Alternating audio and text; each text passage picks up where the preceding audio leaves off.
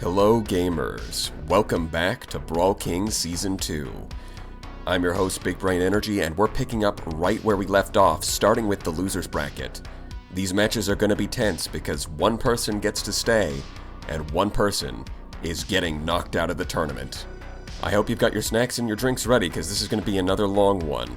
First up, we're going to go over all the people in the winners bracket.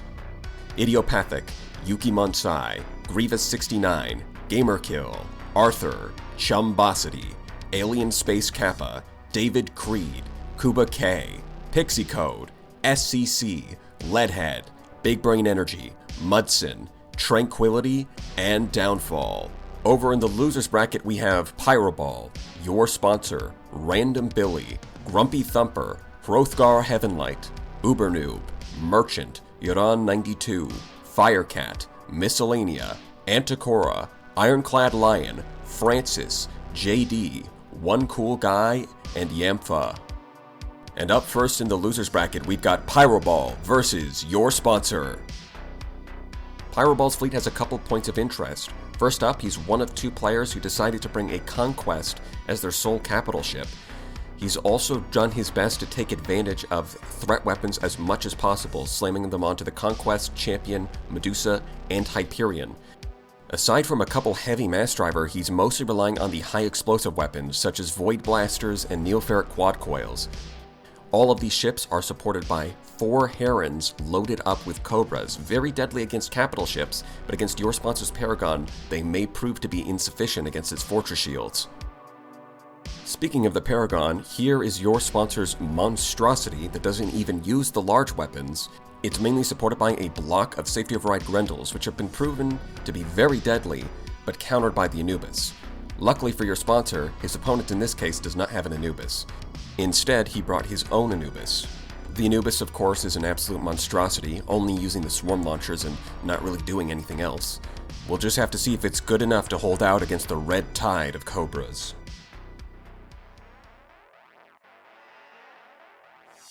Round 1, fight! And first things first, we see the swarm launchers launching their swarms. Running right into each other, the Cobras are firing their missiles right at the Grendels and absolutely accomplishing nothing. Fortunately, the Void Blasters are more or less hit scanned, so they don't have any problems hitting phase ships. But the Cobras are going to find a hard time actually hitting the Grendels, which is where they want them.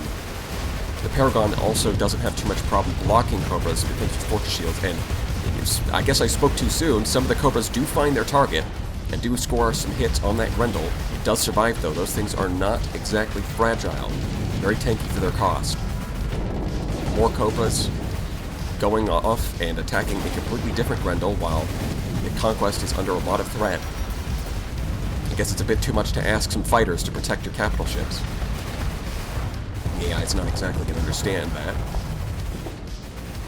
Voltaic discharges on that Fulgent, doing a decent job at firing down those Cobras as well. A very solid point defense weapon that can fire in any direction as long as you have some amount of fragments on your ship. High upfront cost, but potentially very valuable, turning... I mean, the Conquest, do I really need to... feels a bit mean, but yeah, the Conquest is not going to do too well against phase ships like this. It needs pressure from its teammates to keep the Grendels off of it.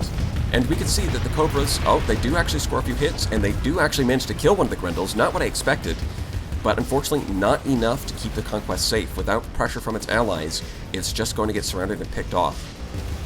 It's not fast enough to keep its distance from those safety override Grendels. On the other hand, the Champion going flamed out is not good. That Fulgent by itself is keeping it very busy, and it's a much cheaper ship, so that is a very good trade-off on the part of Your Sponsor. On the other hand, the Cobras do seem to be scoring more kills. Maybe I spoke too soon saying that they wouldn't be able to hit the Grendels. Maybe the Grendels don't have enough capacity to stay in phase long enough to actually dodge the Reapers consistently. Especially if they're already nearly maxed out on Flux. Of course, if they try to hit the Paragon, well, they're not even going to reach the fortress shields because they have so many voltaic discharges.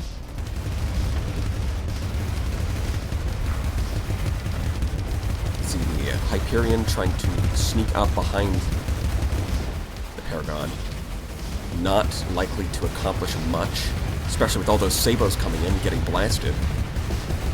As much as I would like to complain about the Paragon not using any large weapons, it is designed to attack in 360 degrees, making maximum use of the voltaic discharges and putting void blasters in every direction.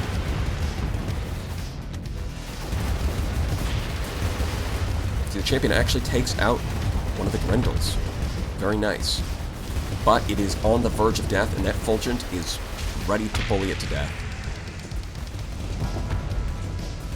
That doesn't leave too much left for Pyroball. Things are looking very much in your sponsor's favor. The Paragon is completely untouched. It is fully intact, and it's got swarm launchers to keep the pressure on. It's got voltaic discharges to shoot down any Cobras that come its way, and it's got void blasters to finish off anything that wanders close enough. The Herons can keep their distance thanks to their high top speed, but keeping your distance doesn't win you the battle. Without a front line to engage the enemy, these Cobras are not going to do too much. They're going to continue harassing your sponsor, and they can drag out the match, but I think it's pretty clearly over at this point. Without at least having the champion would give him something to engage the enemy, even if the conquest is gone, but with both of them gone, I don't really see much of a chance for victory.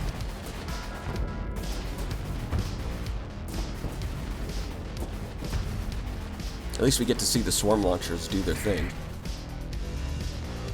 They get to go around, and normally they're just there for the distraction, really, but in this case they're actually doing some respectable fighting. They're kind of like an interceptor almost, just going around harassing and maybe flaming out the engines on those Herons and getting them to actually get caught.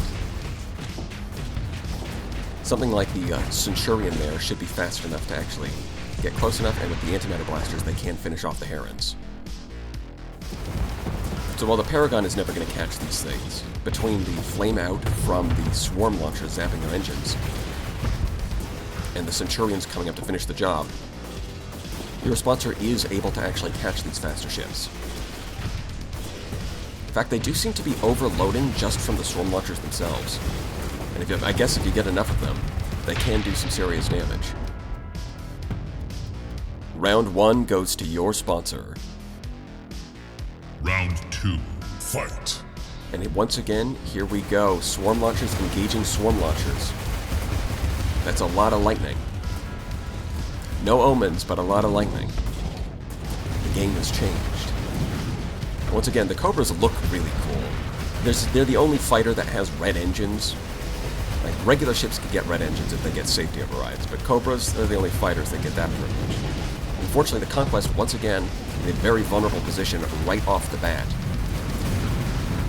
You're going to need to have a cautious officer on that thing to keep it smart enough to stay at its distance, and it's going to need a lot of speed boosts so that it doesn't get caught by cruisers and destroyers.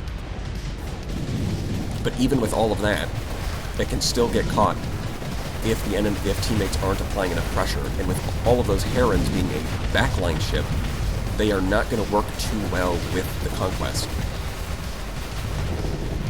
Both the Conquest and the Herons are going to want some kind of frontline ship to distract the enemy.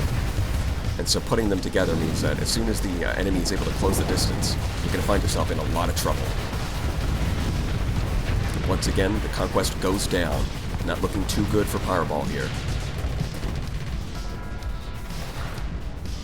Even the Medusa, with all of its speed, those safety override Grendels are going to be able to keep up with it relatively easily. And with the Grendels being intact this time, things are going to go in your sponsor's favor a lot faster. So in round 1, a lot of them got picked off by the Cobras, but this time, no such luck.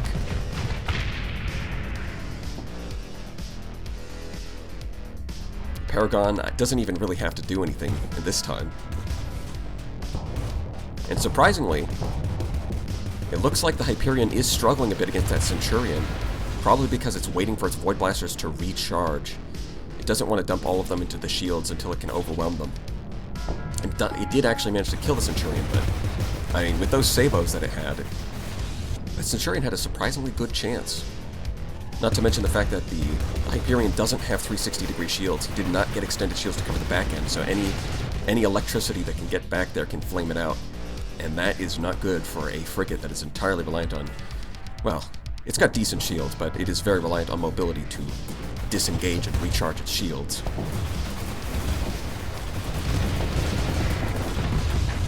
Although the phase teleporter is keeping it alive fairly long, it can't last forever. And round 2 goes to your sponsor. And that means your sponsor is staying alive while Pyroball is knocked out of the tournament. Up next, we've got Random Billy versus GrumpyThumper. Up first, we've got Random Billy with his classic hammer and anvil combo. A big Invictus meant to distract the enemy, while the Astral sits in the back and provides fire support with its swarm launcher and flash bombers. On top of that, he's got one Anubis loaded up with Shrouded Mantle and Shrouded Glare. It's very demonic looking. He's got some regular Anubises loaded up with Safety Overrides and Double Paladins, as well as a single Buffalo with a Swarm Launcher, just to add more stuff to distract enemy point defense.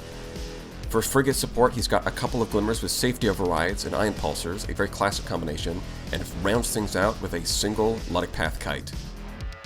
On the other hand, GrumpyThumper's fleet style is a lot more aggressive, leading with a Radiant using hammer barrages and no targeting unit. It's meant to get very close and right in the enemy's face and hit him with that burst damage. The Eagle, on the other hand, is a bit more of a balanced build, which stands out next to the Luddic Path Manticores, very similar to the Radiant when to get close to the enemy and hit him with hammer barrages. Sunder coming in with an Abyssal Glare, taking advantage of the Threat and Shroud weaponry. A Hyperion with a mix of Void Blasters and some kinetic damage. That Shrouded Mantle is an interesting choice. I wonder if it'll actually trigger. And of course, he's got 3 monitors to distract the enemy.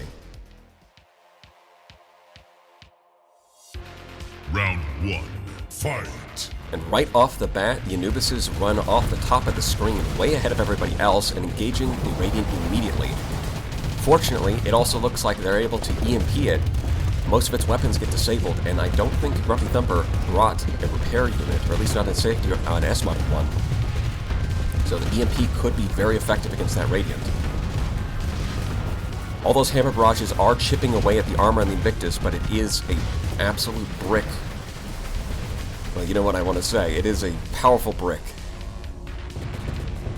Looks like the Anubis with the Abyssal Glare not quite able to break through the shields on that Manticore. Safety Override's helping it dissipate the soft flux damage, but the Glimmer, that is very easily able to come in from the flank, get past its shield arc, and disable it with the Ion Pulsar. Glimmers being a very classic choice for frigates. You can easily put in an Alpha Core, and they don't take up too many automated ship points. In terms of bang for your buck, they bring a lot. Looks like that Manticore wants to contribute, but getting harassed by an Anubis, the Paladins are very easily able to shut down any hammer barrages it throws out, and the Flash Bombers from the Astral are able to take it out. And wow, that Radiant has taken a lot of damage. Didn't notice that at first, but it is almost dead. Meanwhile, the Invictus is doing just fine. That is not looking too good for GrumpyThumper. It gets taken out by a wave of Flash Bombers. For a second, I thought Randability might be in trouble because it looked like it was locked onto the Astral and not the Invictus, which would be great for GrumpyThumper if the Radiant still had some hull left. But with no hull, you've got no dice. The monitors, they are lasting for a while, but they were not able to do their job and keep the enemy busy. If the Radiant gets taken out before the monitors, then, well, the fact that they're going to survive for a while doesn't matter much, does it? And it looks like round 1 goes to Random Billy. Round 2, fight! Radiant jumping forward. Let's see if we can get more done in round 2. That was some pretty unfortunate... well, I don't really know what happened. I think it took most of its damage off screen. Those Flash Bombers doing a lot of damage to its shields, but that's what they're for. It can very easily use its face skimmer to disengage and reset its shields. But it's choosing not to. It's choosing to stay on the offensive, getting right in front of the Invictus, ignoring the Astral, and it ultimately pays the price. Wow. That is unfortunate for GrumpyThumper, because we have seen cases of the Radiant being smart and disengaging when it's high on flux, but it is a fearless... AI is forced to be in a fearless personality state, so whether it chooses to continue pressing the enemy even when it's high on flux, or it chooses to disengage, not a lot of control over that. Sometimes it's smart, sometimes it is unsmart. It lacks intelligence. Which is funny, considering it's called an artificial intelligence. I guess there's an emphasis on the artificial today, because that really just sealed the deal here. The Radiant decided, like, what am I supposed to comment on here? Like, the Radiant just threw the fight right off the bat. Honestly, that Alpha Core is probably a paid actor, to be honest. Like, yeah, the monitors are going to survive for a little bit. You know, they're tanky little ships, but they're not going to win the fight. I guess it's just a matter of, can GrumpyThumper score any kills after such a tremendous throw at the beginning? I suppose that's part of the risk that you take when you run a Radiant. It doesn't help that he also decided to forego a targeting unit, which means it has to get even closer and get even riskier with its positioning. That's one thing that does help. Taking a targeting unit does make your Radiant a little bit smarter because it doesn't have to get quite as close. And ultimately, round 2 goes to Random Billy. And that means Random Billy stays in the tournament, while GrumpyThumper is knocked out. Up next, we've got Hrothgar Heavenlight versus Ubernoob. Hrothgar's fleet is relying on a couple of Prometheus Mark IIs as his front line. A very carrier-heavy fleet, but we'll get into that. He's using large missiles for pylons. Downsizing them might seem like a bit of a waste, but at least he does have some ventures with Locusts in their large missile slots. His Anubis is loaded with double abyssal glares, very overfluxed. An interesting choice with that one. And it's all supported by 6 Condors loaded with double Tridents. That's a lot of Atropos. Ubernoob's fleet has basically no shields. Those are some safety override and shield shunted enforcers supported by safety override Grendels, as well as a couple of eradicators, and guess what? They've also got safety overrides. A very aggressive fleet. Round 1, fight! Now, Hrothgar's weaponry is theoretically quite good against Ubernoob's fleet, because he's a lot heavier on high explosive damage than kinetic damage. However, as you can see right off the bat, the sheer aggression and speed that Ubernoob has available makes it very easy for him to surround and kill the Prometheus.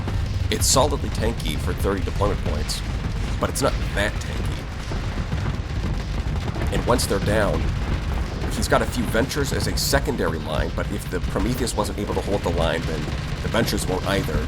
And at the back, he's got Condors. Not known for their durability, and they're definitely not fast enough to stay away from his enemies. So he's going to inflict some casualties in the process. Right? It only takes a couple of bombing runs from those Tridents to kill the Enforcers at the very least, but getting a couple of runs is not going to win him this battle. It's going to be over fairly quick.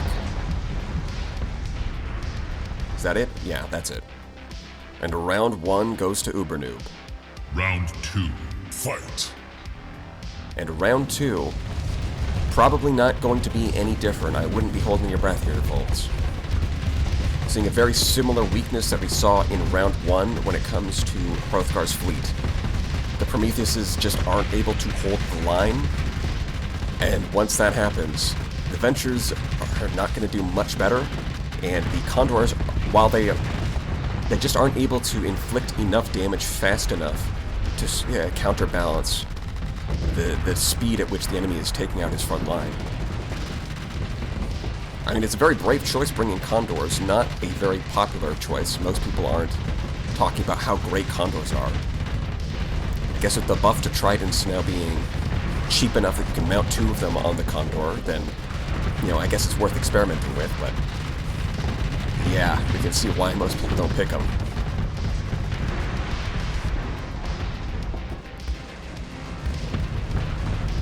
Come on, Venture, you got this. Spoiler alert, he don't got this.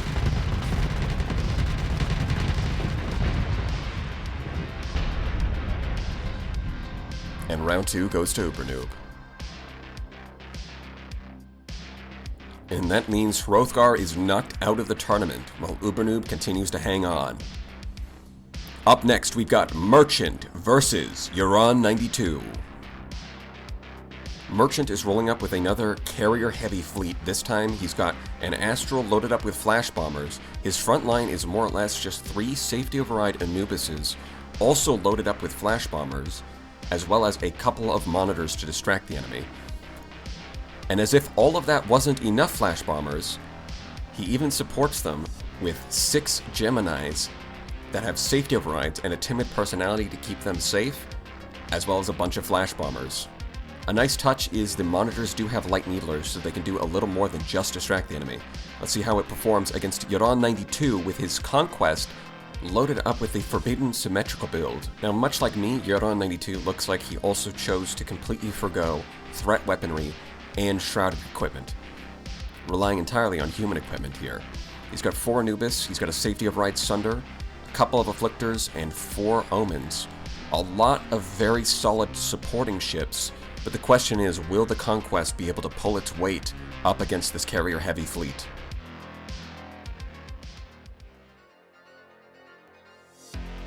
Round 1, fight! That's a lot of flash bombers, and they're supported even further by lots of swarm launchers. Very easily able to overwhelm the point defense of a lesser fleet, but Uran-92 did bring several Anubises with triple Paladins. They should be able to keep themselves safe at the very least, but I'm not sure about the Conquest. It only takes them leaving it alone for a couple of seconds. With this many flash bombers, it'll evaporate instantly. Even the Omens with their EMP emitters are probably not going to do much against the flash bombers. They mostly rely on the EMP disabling the engine's missiles and fighters. But the flash bombers have shields to protect themselves from the EMP, and their phase charges don't really care if they get hit with EMP. They don't have engines. They mostly rely, like if you want to take them out, you just have to hit them with raw DPS, which the EMP emitter is a little bit lacking in. It's okay. So far we're in a very standoffish position. Merchant's fleet wants to deal death from a long distance, but the price it pays for that is that it can't really pressure the enemy, which for Uran is a... well, it's good for his Conquest at the very least, the fact that Merchant's fleet can't pressure it. But we'll see if the flash bombers are able to whittle them down in the long term. So far nothing too crazy is happening. We've got an Anubis applying pressure to that Omen, but it looks like it's able to slip away. Yes, it is able to slip away.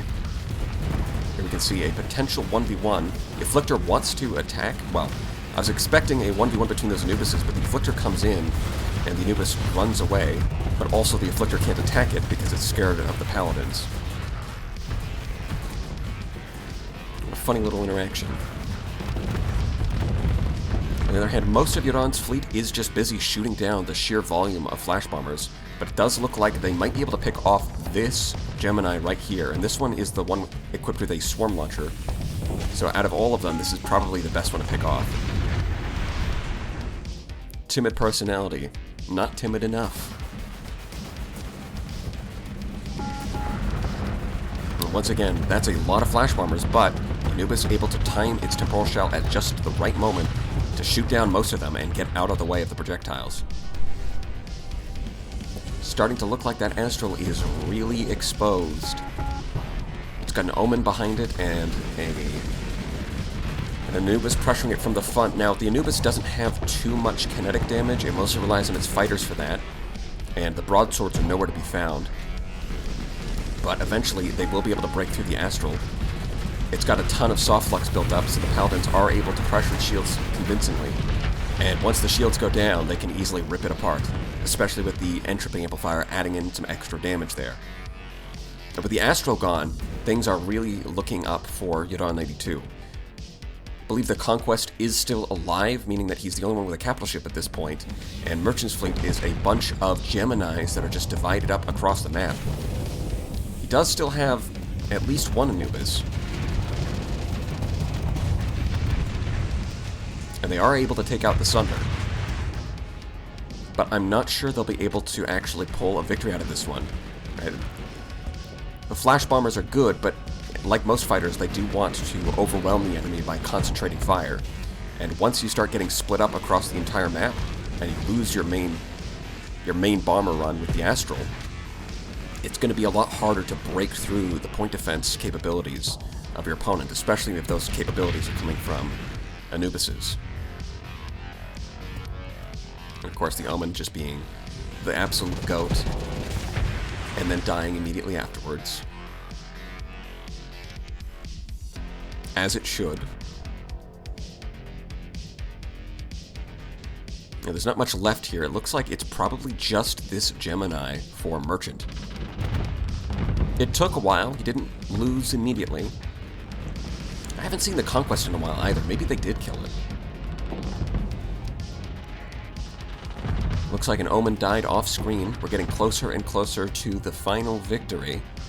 And I'm gonna bet on Yoran 92 for round 1. Man, that timid personality really dragging things out. I mean, sometimes they end up getting too close anyways. I'm assuming that's because they probably backed up to the edge of the map and don't really have anywhere else to go. But when they don't run into the edge of the map, they can just keep running, especially with the speed boost from safety overrides. Flash Bomber Gemini is probably a much safer bet than the Condor for that reason. The Gemini actually has enough ordnance points that you can load it up with safety overrides and still afford some actual bombers. And while it only has one fighter bay, it makes up for that with reserve deployment just being an incredible ability to boost its fighters. That's another Anubis down. Yep, round 1 goes to Yoran 92. Round 2, fight. Alright, let's see how things pan out from the other side. Maybe this time Merchant will be able to deal a lethal blow early on with a wave of flash bombers. It really depends on what they choose to target here, and how Yoran's ships choose to position themselves. That Conquest is doing...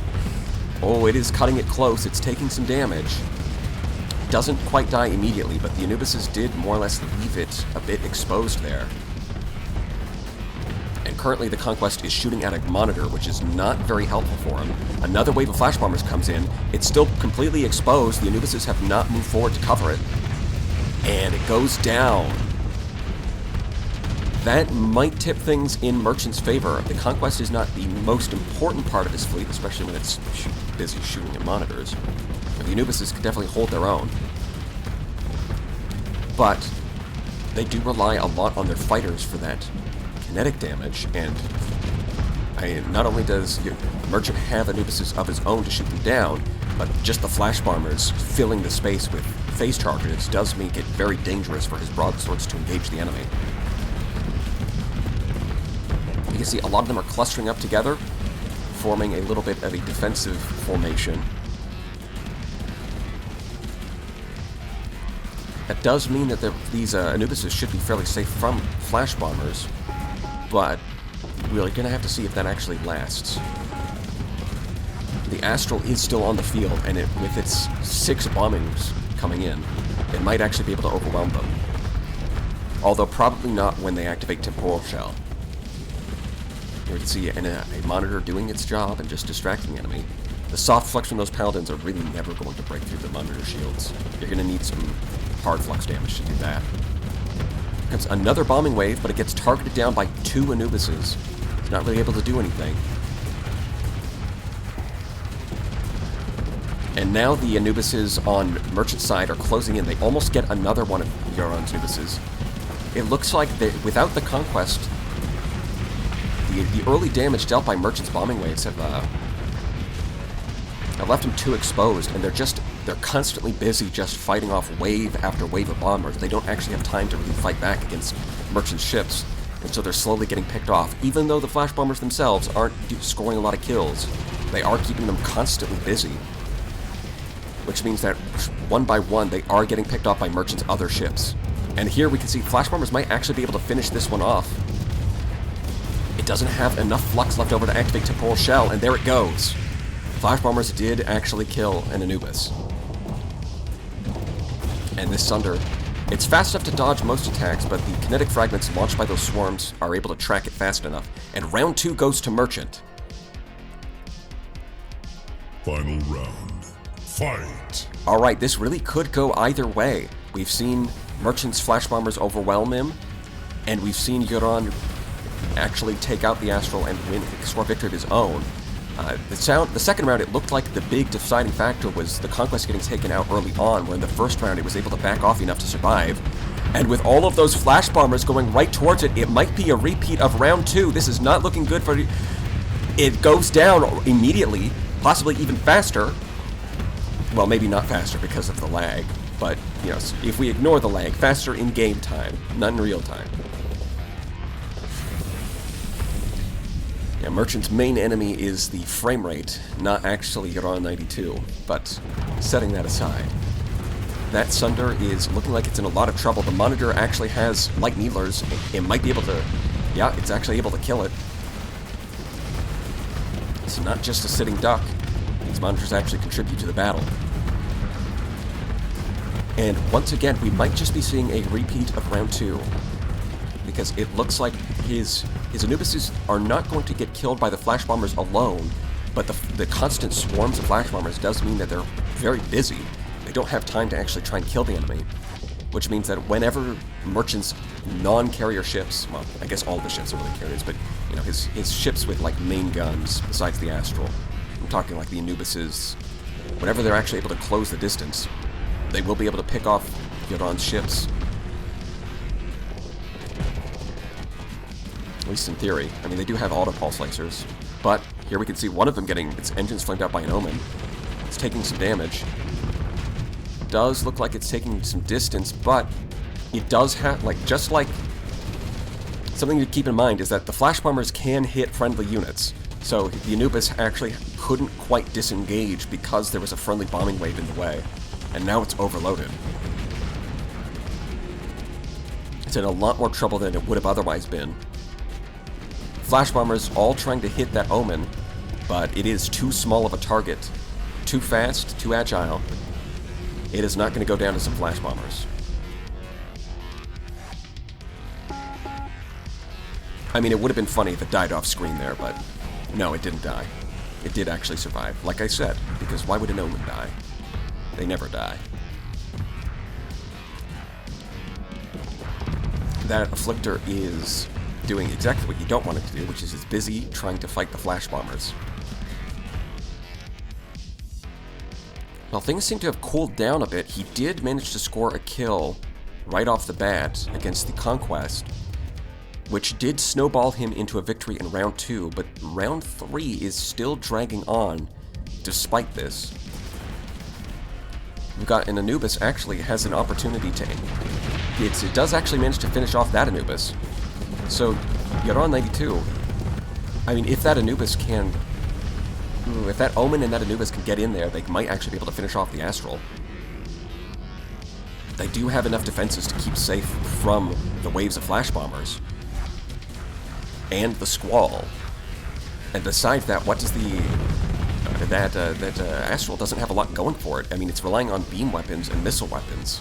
And the soft flux damage is not going to get through the shields on that Anubis, and none of the missile weapons or fighters are going to get through the point defense. The Anubis might be able to 1v1 the Astral here.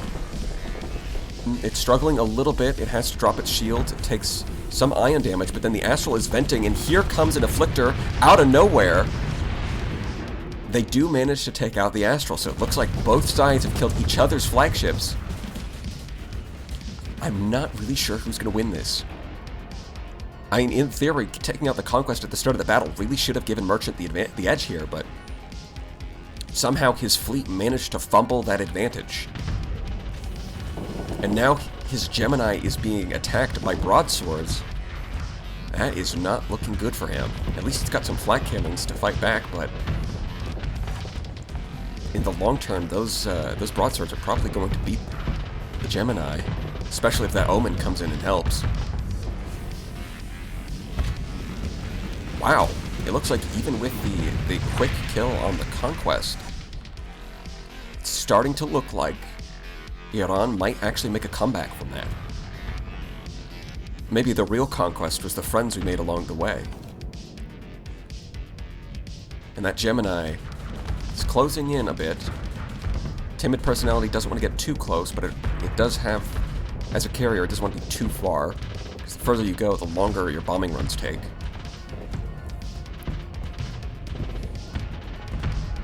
How much is even left for a merchant? Is it just this Gemini, or is there any other ships in the field?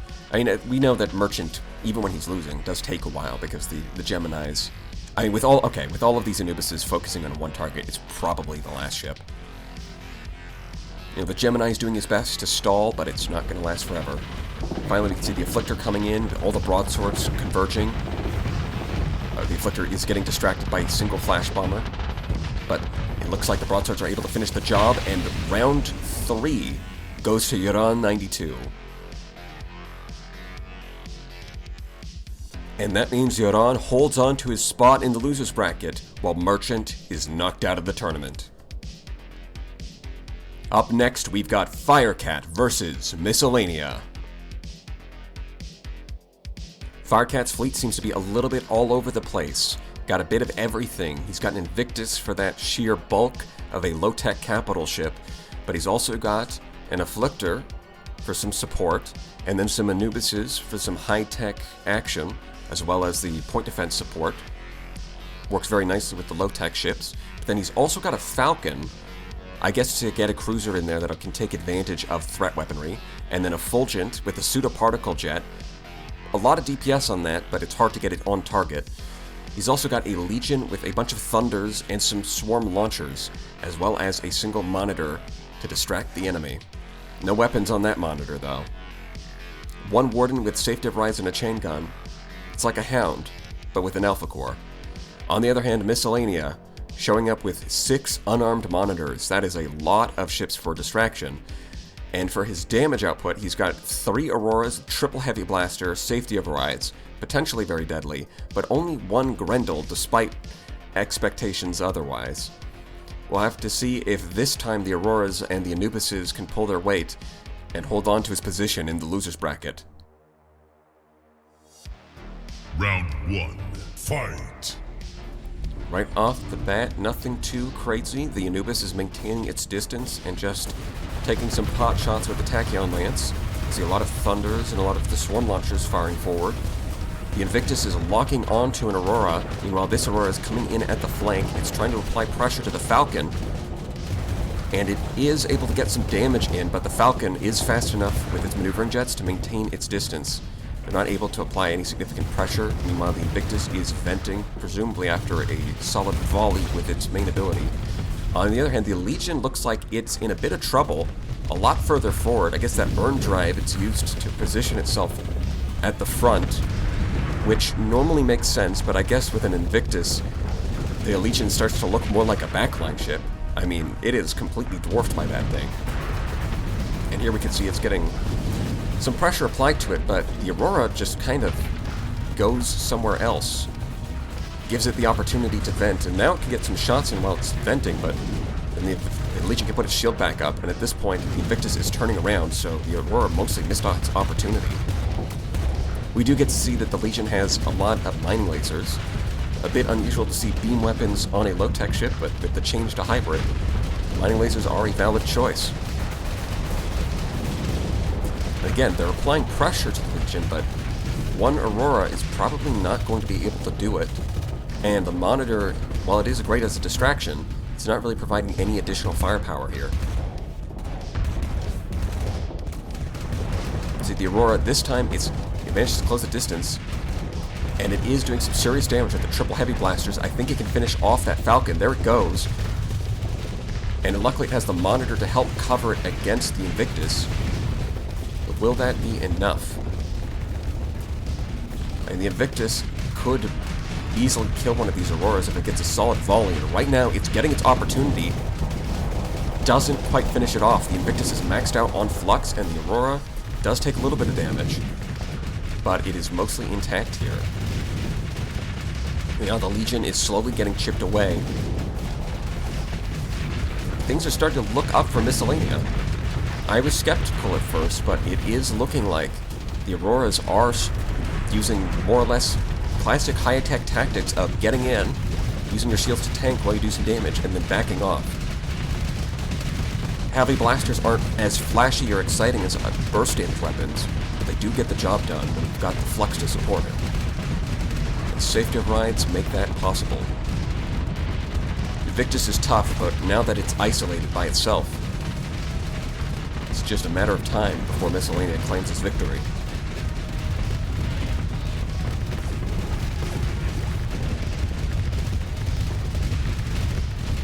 I think a significant chunk of this battle is just going to be killing the Invictus. Yeah. It's dying. And there it goes. Round 1 goes to Myscellanea. Round 2, fight. And not only was that a victory for Myscellanea, it was a flawless victory. Not a monitor died, the Grendel didn't die, the Auroras didn't die. Now that wasn't completely one-sided, or at least it didn't feel like it for the course of the battle, but as I said, it looks like Firecat's ships just don't have the burst damage necessary to finish off one of the Auroras. And as a result, they can continually just do their basic hit-and-run tactics and slowly chip away at his fleet. Obviously, they can't chip away at the Invictus, but they don't need to. They just need to kill everything else, and once it's isolated, then the Invictus is just a sitting duck. Although that's not really a weakness of the Invictus so much as any ship that gets isolated like that is going to be a sitting duck. Except maybe a Radiant. Face skimmers are pretty good. You can see the Grendel actually doing a pretty good job against that Anubis. And normally we'd consider the Anubis a good answer to the Grendel, but in this case, it looks like the Grendel... Maybe it's because the Tachyon Lance uses too much flux? Who's to say? Maybe it was just already fluxed out when the Grendel decided to engage, but the Grendel did actually manage to win. And it certainly has the damage. That's, of course, not the issue. The reason the Anubis usually beats it is because of the instant strike potential of the Paladins keeps the Grendel in phase space. But if it's actually able to close the distance, then it certainly has the damage to kill an Anubis. I guess it's more of a... best to think of it as a soft counter than a hard counter. And over here, yeah, it looks like... Yeah, he's still got the Falcon and in Anubis supporting it, but Myscellanea's fleet is just ignoring them. They don't even care about the Falcon or the Anubis. They're just ignoring them and killing the Invictus first. That's a bit unusual. I think pretty much every time we see an Invictus go down, usually it's the last ship. But in this case, they are actually just ignoring a couple of Firecat ships to go after the Invictus first, which might actually be in Myscellanea's favor, giving him an opportunity to potentially flank some of these ships and get some damage in. But we can see the flux on Myscellanea's ships, and it's just not going up enough. The Invictus is not doing enough damage to any of them. And the Falcon's not doing enough to actually get anybody off of it. In fact, the Falcon's getting distracted by the monitors, and now its engines are getting shot at by heavy blasters.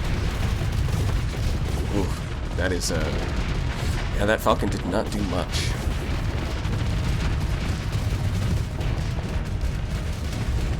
And it looks like we're just going to have a replay of round 1.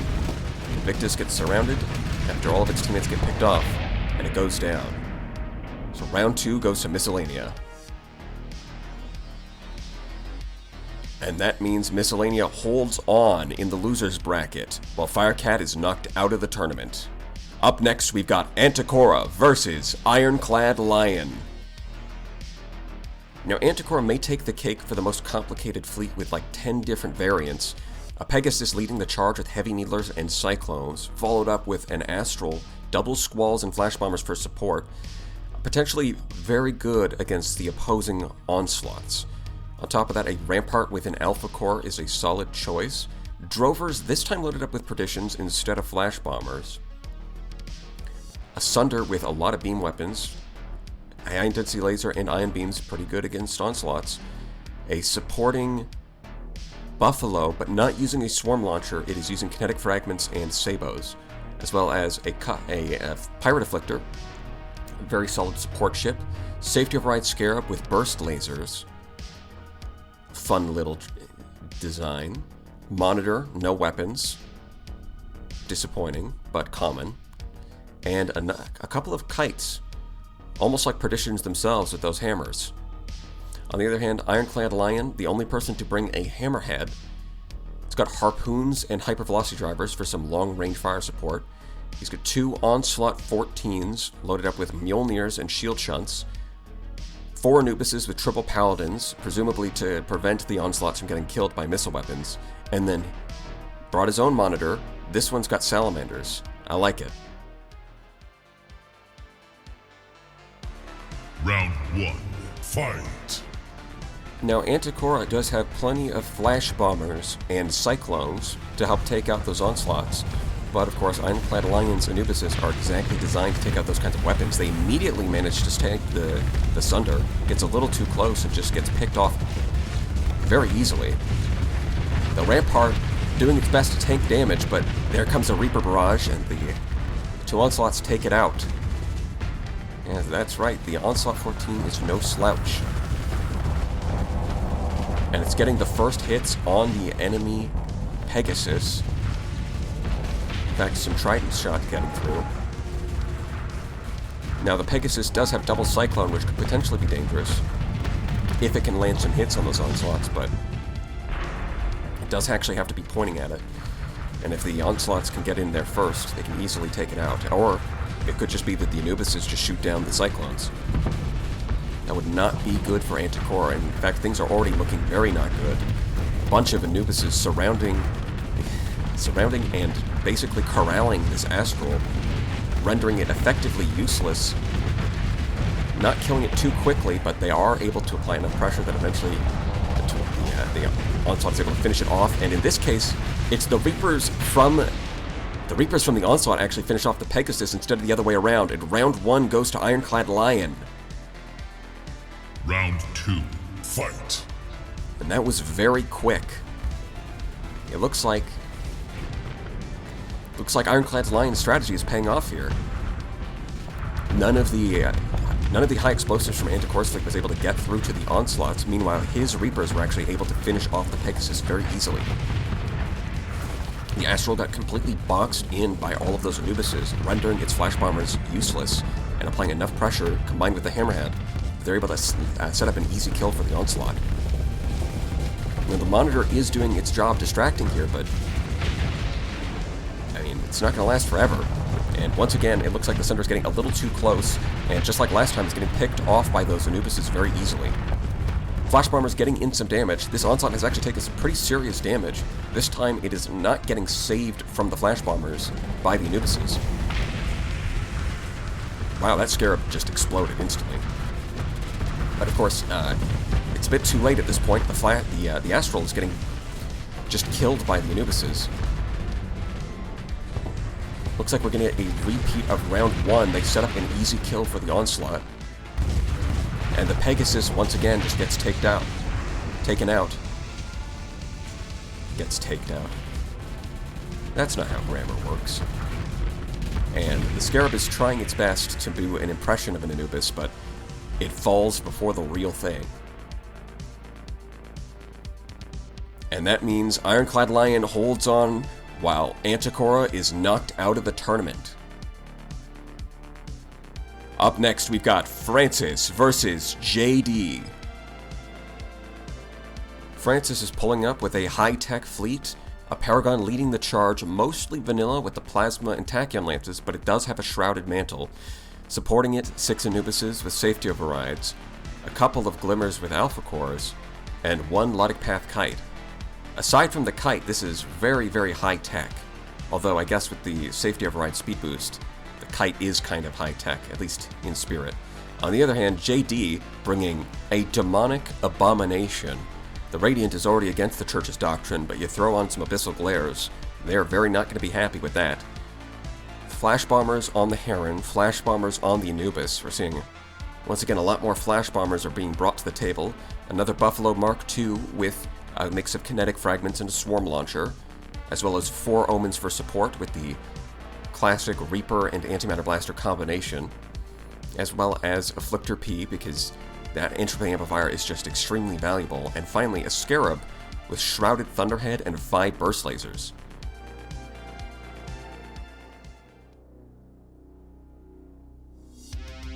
Round 1, fight! Let's see if the high-tech Armada can take on JT's absolute abomination. Now, the Abyssal Glares do soft flex damage, which is not great against high-tech shields, but 5 of them is a lot, and a Radiant is a Radiant. But as it stands, the Radiant is currently focusing on an Anubis, and with the Safety Overrides buffing its dissipation, it can actually take those Glares just fine. Meanwhile, the Paragon is able to consistently get some shots in on the Radiant. Nothing serious yet, but it is applying continuous pressure with those plasma cannons, and now the Radiant is forced to drop its shields. It's starting to get scared, it's starting to use its charges, but it's using its charges to get closer. This is some pretty terrible positioning. It's still right in the line of fire for that Paragon. Shrouded Thunderhead, the Shrouded Mantle triggers, and that was actually maybe the first time that it's actually done something here, because it was in a horrible position. But that jump actually did move it out of the way of the Paragon, which allowed the Paragon to aggro onto something else. It did take some damage, but it didn't get clipped off immediately. I guess this Radiant isn't a paid actor. Or if it is, it's just doing a better job at hiding it. And now we can see it's the Paragon who's under pressure, but the Anubises come in from the flanks to rescue it. You can see the safety override advantage, allowing the one at the top to just body the other Radiant. And now the two of them up against an Abyssal Glare Radiant. Ooh, I mean, a Radiant should be able to take on 2 of them, but it just doesn't have the Abyssal Glares doing soft flex damage. Going up against safety override ships is just a bad matchup. I mean, even if we're talking best case scenario, 5 Abyssal Glares is probably not the way you want to build it. We can see that it did trigger its Shrouded Mantle a couple more times during that battle, but neither of them really did anything. And round 1 goes to Francis. Round 2, fight! Well, let's see if the Radiant can do better in round 2, but unfortunately I don't think it can. It's just not got the right weaponry. I mean, against a high-tech, or against a low-tech enemy, the 5 Abyssal Glares might do a little better. Say against IronCladLion's onslaughts, right? The Anubises with their Paladins are not going to protect it from beam weapons. But against this matchup, it is just not going to do a whole lot. Although the Hungering Rifts do seem to have enough hit points that they can get through the Paladins. So those can get some hard flux damage done. But by itself, those aren't going to be enough.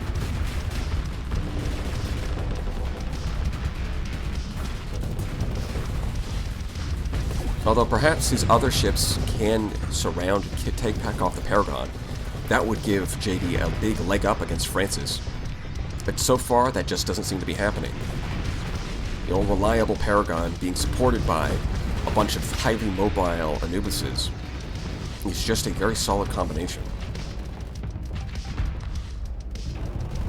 The Radiant's already taken a significant amount of damage, and it's chasing something to the top of the map.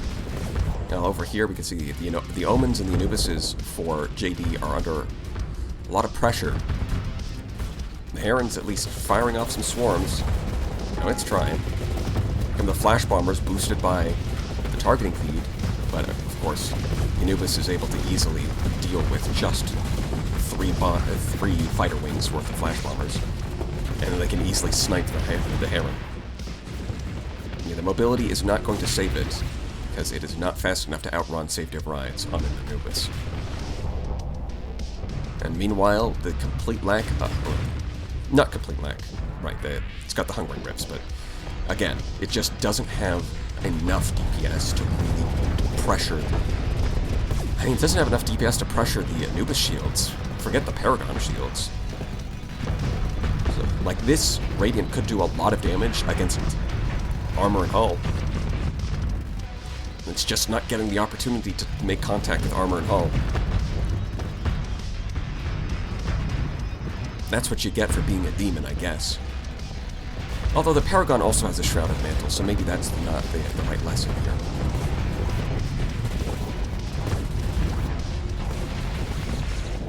It triggered right as it died. And round 2 goes to Francis. And that means Francis is holding on in the tournament, while JD is knocked out of the tournament. Up next, we've got Onecoolguy versus Ymfah. And for Onecoolguy, leading the charge, he's got an Onslaught with Storm Needlers, Hungering Rifts, and Swarm Launchers. He's got a Vanguard with the Shrouded Mantle to heal off of the Hungering Rifts, loaded up with Reapers. Very dangerous if it can get a flank in. Monitors, no weapons. Very common. Anubis with more Swarm Launchers, just to help overwhelm the enemy systems, but he's also got Safety Overrides and Machine Guns on his Anubises. So not only can they defend the Onslaught with their Paladins, they can also pose a big threat to the enemy.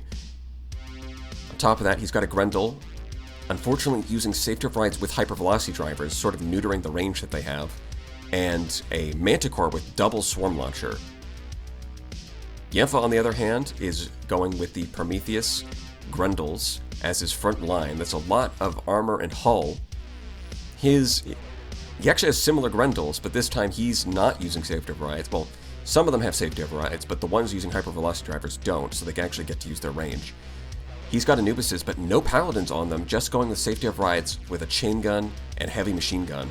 All in on the DPS, no defense here. Instead relying on a Fulgent with Rift Lightnings, it looks like, to do the point defense. He's got another Fulgent loaded up with some Breach Missiles. Going to be very good against that Onslaught, and Shrouded Thunderhead with Mining Lasers to trigger it as much as possible. And overall, we'll just have to see if Cooler Guy's Anubises can beat Ymfah's Grendels. Round 1. Fight! Anubis is popping Temporal Shell and charging forward, so far leaving the Onslaught in the dust, although not too far behind with that Burn Drive. Looks like Ymfah's Anubis was able to disengage.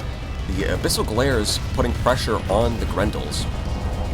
Although, if it has to 1v1 the Onslaught, then that Prometheus is going to be a lot of trouble. You know, I'm not sure if the Glares on the Panther ship are more heretical, or if the Radiant with the Glares is more heretical. You know, let us know in the comments which one is the greater heresy. Looks like the Anubises are able to corral. Currently, they're putting a lot of pressure on these Grendels. It's venting, and it takes a lot of damage from those Paladins, but it does manage to survive. Now, down here, the Grendel is under pressure from the Onslaught, but that does mean the Onslaught isn't shooting at the Prometheus.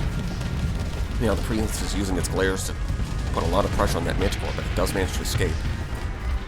Looks like the Fulgent gets taken out. I mean, the Prometheus is in a vulnerable position, and that Vanguard, it ran forward, but then the Shrouded Mantle triggered, and it managed to escape. Its hull is very low, but it does manage to get the Reapers on... Oh, that was interesting. It managed to get the Reapers on the Prometheus and overload it. Nearly finished, and Anubis finishes it off, and the Vanguard actually managed to escape because there's another trigger from Shrouded Mantle. Unfortunately, it doesn't get the opportunity to heal. The Hungering Rifts from the Onslaught would be able to heal the Vanguard if they can make contact with hull and armor, but Vanguard dies before it gets the opportunity. But even though it didn't get to heal, it did manage to do a lot of damage to the Ymfah's fleet, just by overloading that Prometheus and setting up a kill for the Anubis. As long as you don't mind the fact that you're probably going to lose them, Vanguards are pretty good bang for your buck. And of course they have rugged construction, so demons aren't that bad. Of course, no demons in this tournament. Lots of Hungering Rifts, though. And it looks like, once again, the Grendels are getting a lot of pressure put onto them from the Anubises. The Safety Override ones chooses to back off, but the one that doesn't have Safety Overrides is just continually chipping away at it from long range. And once the armor gets stripped off, the hull is a lot easier for the Paladins to deal with. Their anti-armor is not great, but once they start hitting hull, they can do some serious damage to those phase ships.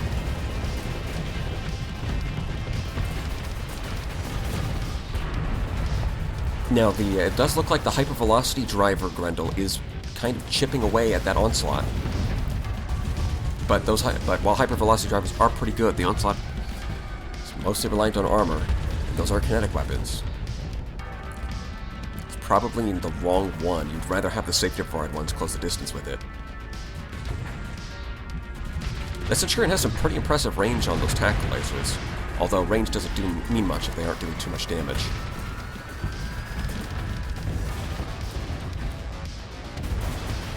Slowly but surely, it does look like the fall of the Prometheus means that Onecoolguy is taking over this match. That Vanguard set up a really solid kill, and without the Prometheus, the Grendels are just losing to the Anubises, and the Onslaught is still fully intact. I'm gonna say it, I think round 1 is going to Kuba K. Despite the little bit of an oopsie he did with using safety rides and hypervelocity drivers at the same time, that by itself is not enough to cripple his fleet. The combination of an Onslaught with Anubises is a pretty solid combination, and one we see multiple times in this tournament.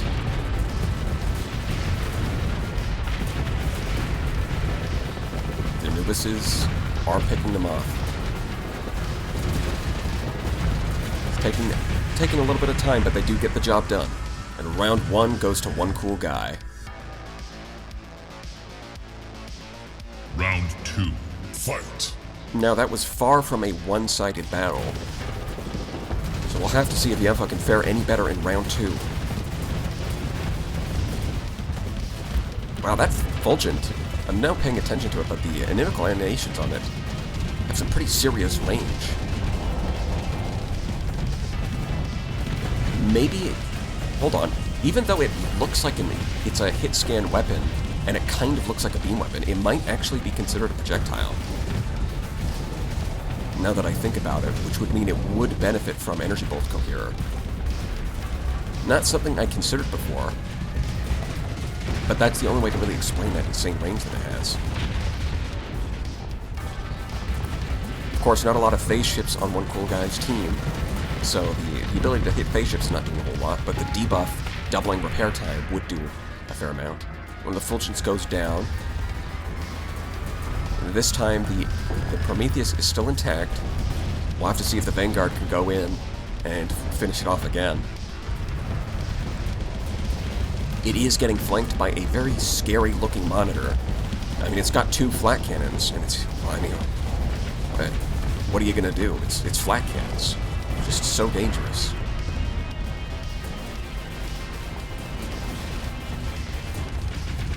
Although I think now that I think about it, I think the monitor... No, okay. For a second there I was like, wait, am I wrong? Is the monitor on this? No. Okay. Ah, there's too many monitors. Everyone has monitors. Stop using monitors. I'm getting confused at which side they're on. The Onslaught is trying to focus down a Grendel, which is really not the best use of its time. It should be trying to focus down the Prometheus. The Grendels can stall it quite a long time just by going into phase and backing up a little bit. Although, in this case, I was about to say the Anubis is going to finish it off, but it chose not to. It just backed off, I guess. Got bored. There goes another Fulgent. Things are not looking too good for Ymfah. Once again, all of his Grendels are slowly getting chipped away by the Anubises. Although the Prometheus is still intact, he does have that going for him. And the Onslaught, if it turned around and targeted the Prometheus, it could probably kill it. I mean, it should be able to kill it. It's an Onslaught, but it chose not to. Once again, focusing on a Grendel. Perhaps not the best use of its time. But once again, it's getting bailed out by an Anubis choosing to help and finish it off, so it can focus on something else. Okay, so the Prometheus does burn drive forward, and the glares do finish off an Anubis.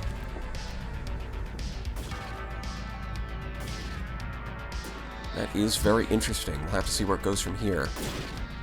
The Onslaught is facing the wrong way as a Grendel with safety rides coming up from the rear. Now, the Hungering Rifts do pose a continuous threat. They are fixing one of the problems that the Onslaught has, which is a lackluster firepower backwards. The Hungering Rifts can fire in any direction. Well, they fire forward, but they can track in any direction. And there's an Anubis to scare off the Grendel, but the Onslaught is turning the wrong way right as the Prometheus is coming up towards it. That is setting up a nice amount of damage for that Prometheus. It does manage to chip away at the hull a little bit there. Not any serious damage, but every bit counts. And now the Onslaught's being surrounded by Anubis and Scarab. And those are doing some very serious damage at this point. And the Prometheus continues to get some shots in at the rear. And it looks like they're actually going to be able to finish it off. They get the surround, and the Onslaught just... the lack of Omni Shields and the poor decision-making from the AI means that it gets surrounded, and... this is looking really good for Ymfah. Actually, Ymfah wins round 2. Final round. Fight! I mean, for a long time, it looked like the Onslaught should just be able to focus on the Prometheus and kill it, but it continually got distracted, and somehow the Anubises got picked off, even though they mostly fare well against the Grendels. That is interesting. But this time, it does look like... I mean, the Onslaught is just barely off screen, so it's hard to tell what it's doing right now. Centurion gets picked off by one of Onecoolguy's... well, I think it's his only Grendel. Looks like there's a dead Anubis in the bottom left. 2 Fulgens attacking the Onslaught, but they are attacking from the front. The Onslaught just chooses to vend. It doesn't care. It's not scared of them at all. And I guess for good reason, because they don't do any damage to it while it's venting. Stormneedle on the side, easily able to overwhelm the shields on those things. And then the Hungering Rifts, they don't have an insane damage per shot, but it's good enough to deal with a Remnant Destroyer. Even as it backs up, it's still in range of the Thermal Pulse Cannons, and they do finish it off. Perhaps round 2 was a bit of a fluke. Although, with all these Grendels, I guess it's not too it's not too much of an ask to get one of them to distract the Onslaught for an extended period of time. You know, we have a duel between different Grendel builds. One with safety... both of them have safety rides, I believe, but one of them has machine guns, and the other one has hypervelocity drivers. Yep, there it goes. Safety overrides and hypervelocity drivers. Might want to check that before you submit that. Not the best synergy, I'd say. And once again, we have a Scarab trying to do its best impression of a little Anubis. And it is getting chased down by the real thing. I mean, with Temporal Shell and Shrouded Lens, it can trigger the effect quite a lot. But that's not good enough for it to 1v1 a cruiser.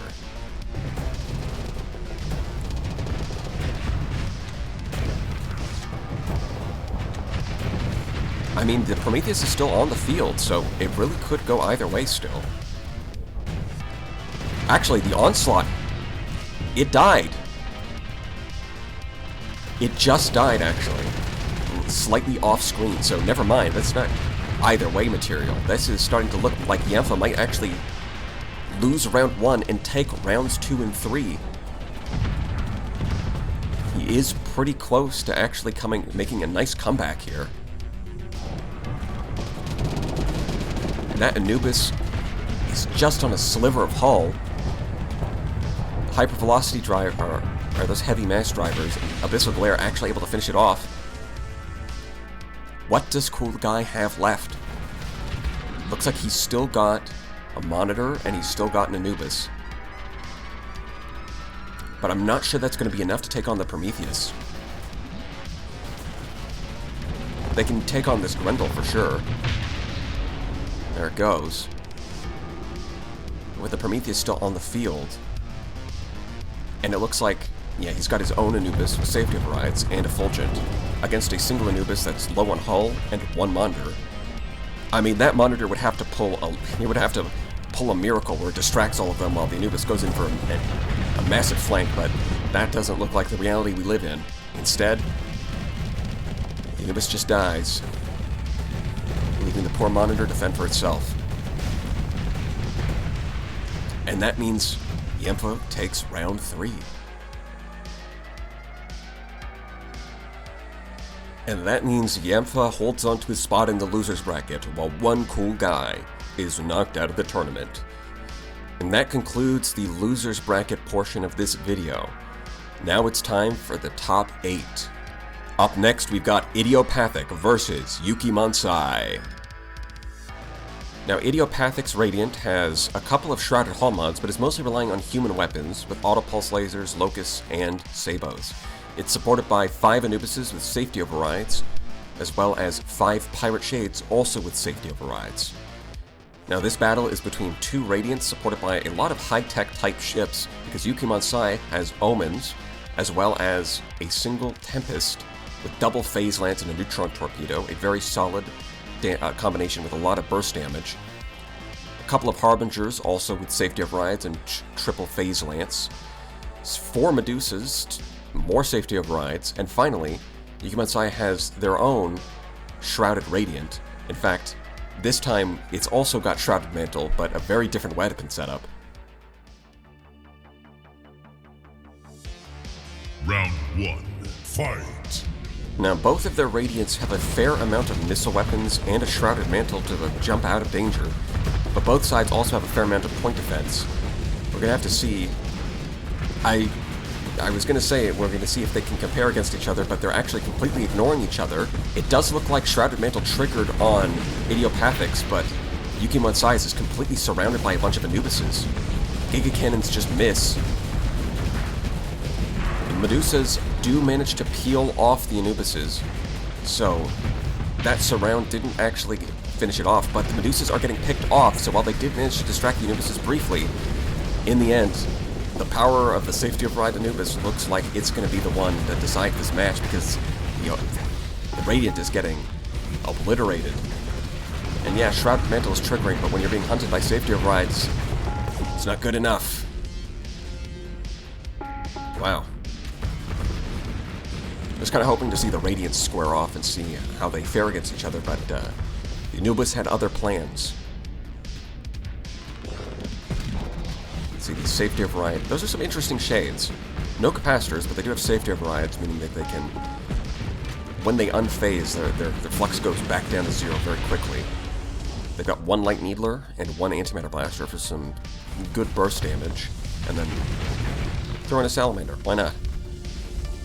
Harass the enemy. That Harbinger does not stand a chance. Round 1 goes to Idiopathic. Round 2, fight! Now, the Anubises seem to be the ones deciding this match, but hopefully we can at least get the Radiants to fight each other a little bit here.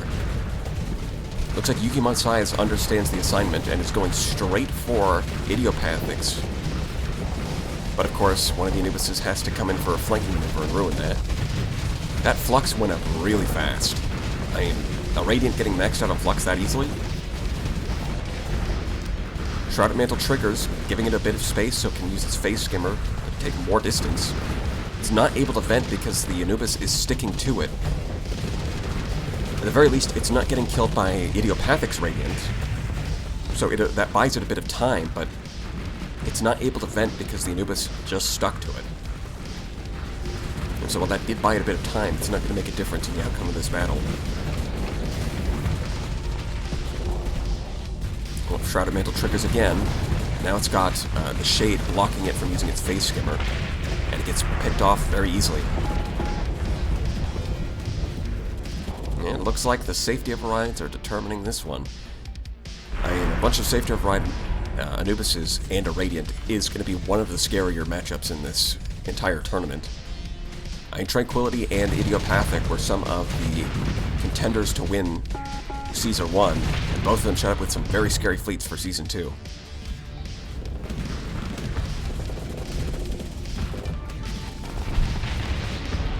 And there goes the Medusa, and that means round 2 goes to Idiopathic. And that means YukiMonsai is knocked to the losers bracket, while Idiopathic moves up in the tournament. Up next, we've got Grievous69 versus GAMERKILL.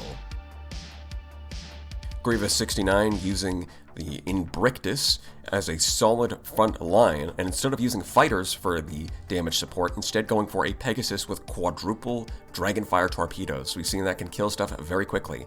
Fulgent with double Rift Lightning, a popular combination. We've seen that a couple times in this tournament, as well as additional Fulgents with just some regular old Pulse Lasers.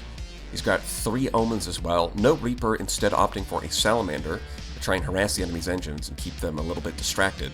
He's got his own Anubis with a Giga Cannon and a Swarm Launcher. And finally, a single Centurion. Double Lightning there for kinetic damage and some Voltaic Cannons for EMP. On the other hand, GAMERKILL, 5 monitors with mining lasers, because it's better than nothing. He's got a Brawler with Hungering Rift and Safety Overrides. I imagine the Hungering Rift is meant to heal that Radiant. The Anubises, 4 of them. No Safety Overrides, but triple Paladins and a couple of Longbows for some kinetic support.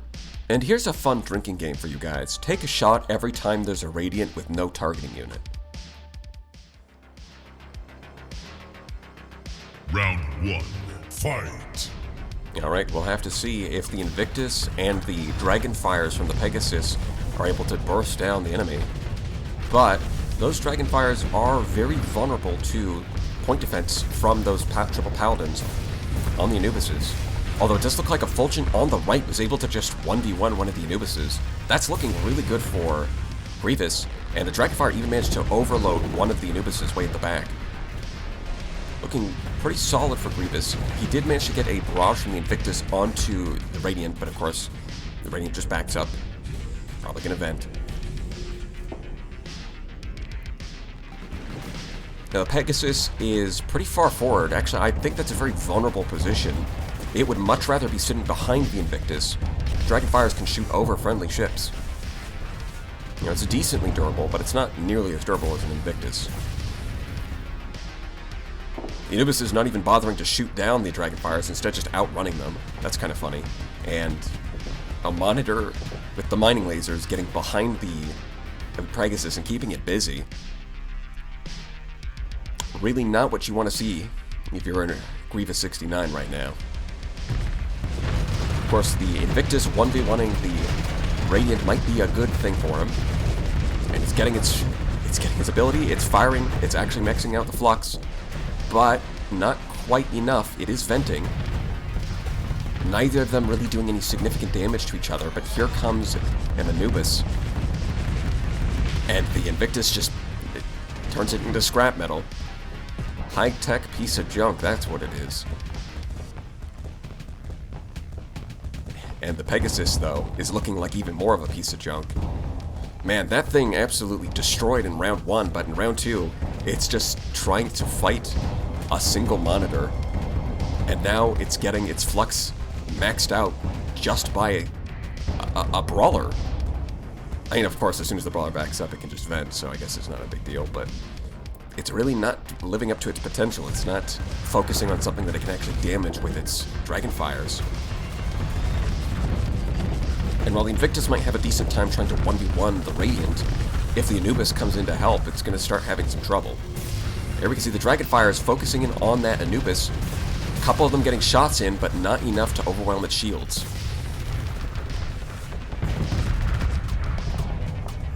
I guess the Monitors just can't keep it busy forever.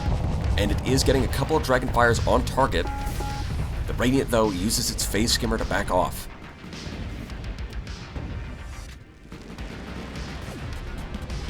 I'm not really sure who's going to win this one. I mean, the Radiant does have to get really close due to its lack of a targeting unit. But at the same time, the Pegasus is burning through its Dragonfire ammo. And Dragonfires can be very good against... They can be very good against a Radiant, but if it runs out of ammo, then it's going to have some trouble. At that point, the Pegasus is kind of terrible. Surprisingly, the Anubis didn't actually kill the enemy Anubis. Managed to sort of whiff that overload. Missed that opportunity. The Radiant is still just being annoying, harassing the Invictus, not overcommitting, and as a result, it's actually managed to get a flanking maneuver here. Meanwhile, the Pegasus is once again just being harassed by Monitors.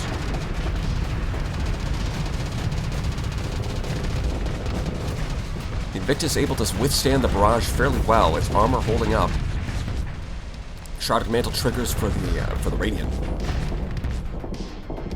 Once again, not doing much permanent damage to each other, but we've seen this back and forth before. It's not the first time. Looks like, yeah, just the monitors keeping the Pegasus distracted, and then the Tritakian Brawler coming in with Hungering Rifts is able to more or less kill the Pegasus on their own. They don't need help from the Radiant, and that is not good for Grievous. Because the Invictus versus Radiant dynamic we've seen before, and it does take a long time, but the Radiant can whittle it down, especially if the Invictus is lacking in support. There goes that Anubis. Once again, we might be seeing an Invictus have all of its team get picked off before finally being surrounded. Storm Needlers on the Invictus do give it some good kinetic damage, which is exactly what it needs in this situation, but that alone is not going to make up the difference. The Pegasus just did not pull its weight this round, which is unfortunate after it did so well in the first round.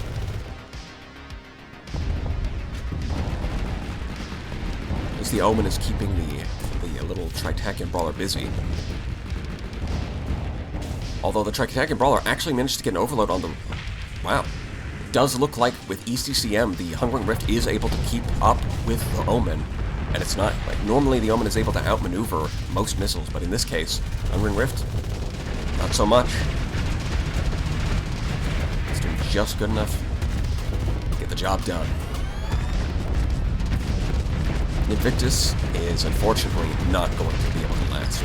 It's already running out of hull, meanwhile, the Radiant has lost its armor, but its hull is intact, and even if it starts losing hull, every hit of the Hungering Rift, that Tritakian Brawler is acting like a healer for the Radiant. GAMERKILL has a pretty solid strategy here. Radiant as the core of his fleet, one Brawler acting as a healer for it, and then lots of monitors to distract the enemy. Following that up, he's also got a bunch of Anubises, which we know is very strong in this patch. So overall, a pretty solid strategy.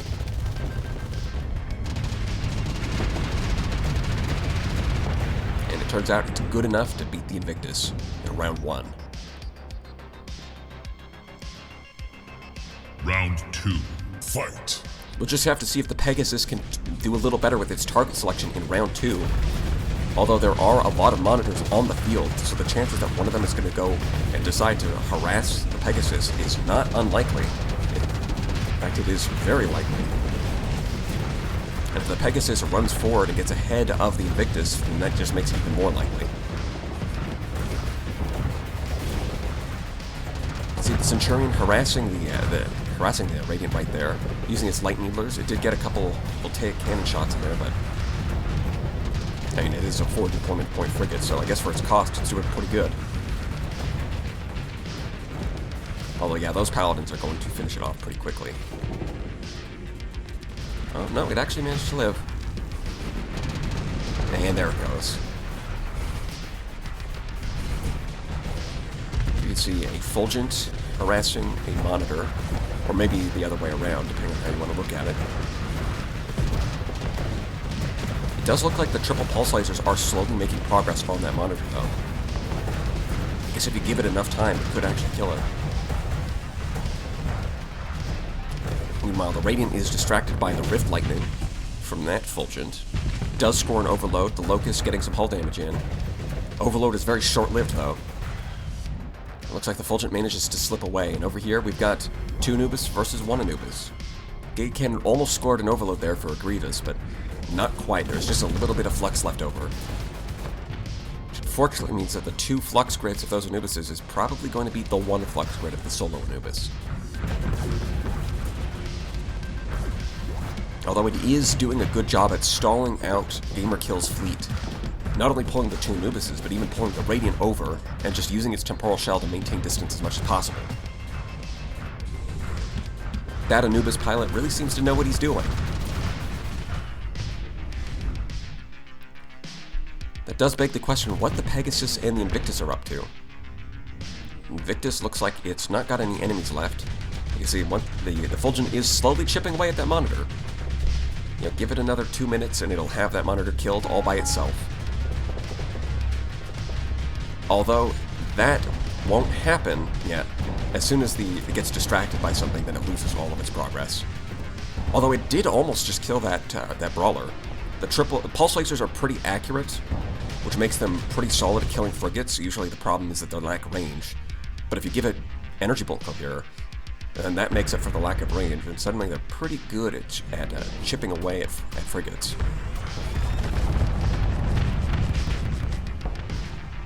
And we've got an Anubis over here wasting the Invictus's time in the same way that Grievous's Anubis was wasting the Radiant's time.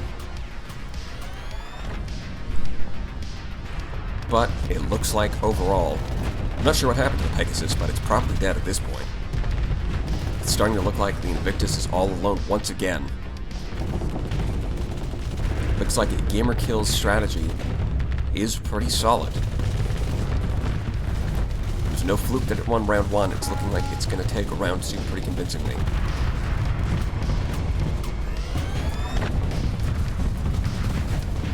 Although the Radiant does seem to be taking a long time to even get in range at this point.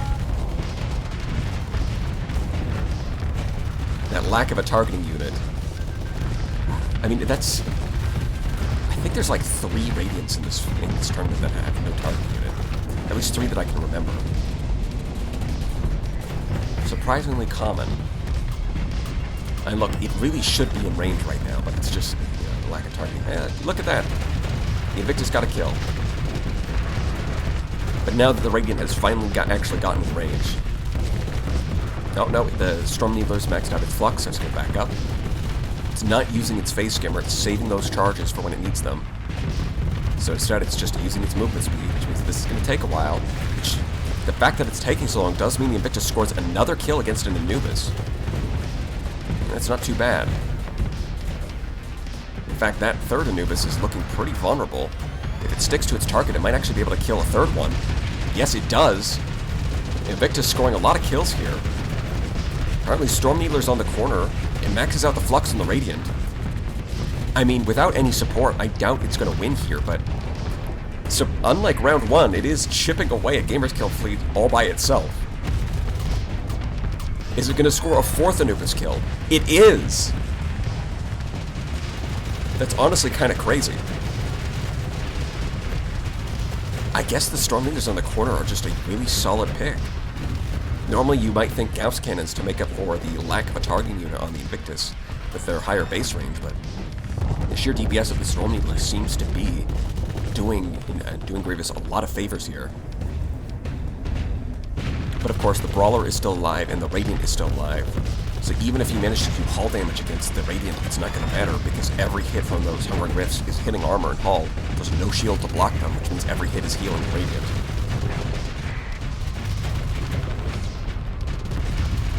I guess if armor tanking gets too good in the future and everyone's running shield shot, then there's a counter for it. And no shield means there's no way to block these Hungering Rifts. Well, I guess you could shoot them down, but that's not even realistic. So far, it doesn't seem like even Anubises are able to consistently shoot up and down that many of them. Yeah, slowly getting chipped away. The armor's gone. I mean, hey, it can hit the Radiant, but as always, it's just going to back up, vent any flux, any hull damage is going to get healed by the Hungering Rift. So although Radiant, or the Invictus in this case, did put up a very impressive last stand, taking out 4 Anubises, it is not going to turn around this fight. Well, it did trigger the Shrouded Mantle. Saw it in the way that the Radiant just slid. It's doing a little moonwalking there. Of course, it just comes back immediately afterwards and finishes it off. Round 2 to GamerKill.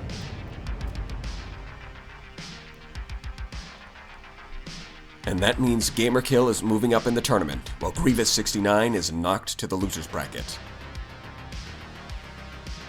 Up next, we've got Arthr versus Chumbosity. Arthr's fleet is very simple and straightforward. He's got 5 Grendels with Safety of Rides loaded up with short-range weapons, a build that is tried and tested at this point. Supporting that, 6 Hyperions with Safety of Rides, another very popular choice. Although he's got dual flaks in the middle slot, which is a pretty novel decision. On the other hand, Chumbosity is leaning heavily into flash bombers, a legion with flash bombers. It's got storm needlers as well, so it can do some high kinetic damage at close range. He's got his Anubis with more flash bombers, as well as Moras, the cruiser-sized legion, with more flash bombers and some Gorgons. Gorgons are pretty good. Scintilla with a swarm launcher and more flash bombers, because you can never have enough flash bombers. An Omen with kinetic missile and voltaic discharge. Afflictor Pirate. Entropy amplifier is very good. And his Glimmers. And these Glimmers are running Gorgons with a kinetic blaster to get through shields. Round 1. Fight! We've got the battle of the Safety of Orions versus the Flash Bombers. Who's going to come out on top? Well, unfortunately for Arthr, he does have a lack of point defense.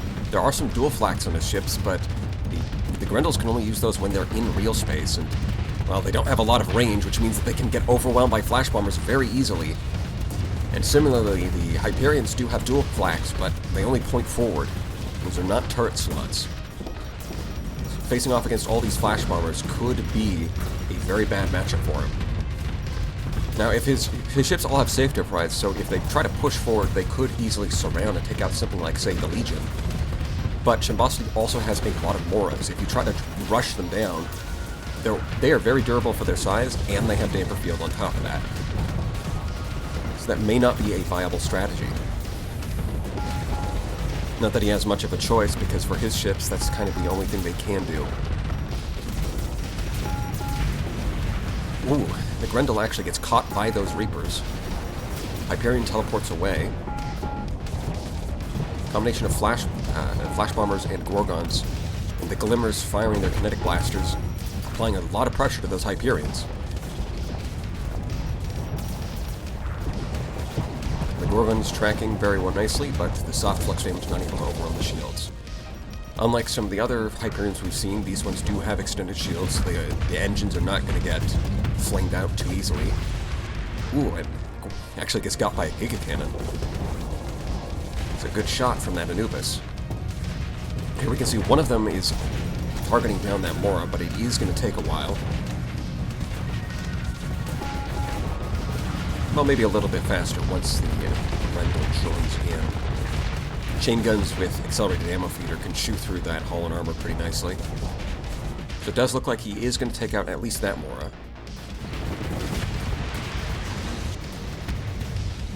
Yeah, between the Heron and the Mora, I'm not sure which one would actually be better in this tournament. Because Herons are normally nice and reliable, just because they outrun basically anything you're going to run into in campaign. Anything dangerous to them anyways. But in this tournament, there's going to be a lot of enemies rolling up with safety overrides. Like, something like Arthur's fleet would very easily be able to catch up to a Heron and just destroy it instantly, because it's fragile. So in this case, I guess Moras might actually be better than Herons in the tournament. Because, yeah, their enemy's going to be able to catch them, but then they can stall for a while.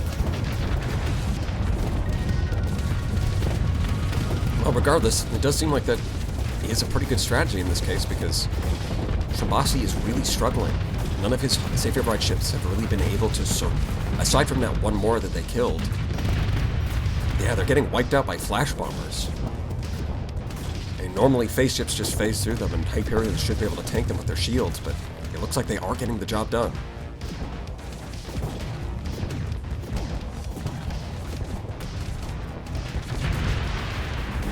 Wilmer goes down to the double Hyperion. And the sheer volume of flash bombers is keeping them in a difficult situation. They can't really drop their shields to regenerate their flux pool. And they're constantly surrounded by a field of charges. Once again, they are focusing down Amora. The Gorgons do manage to focus it down.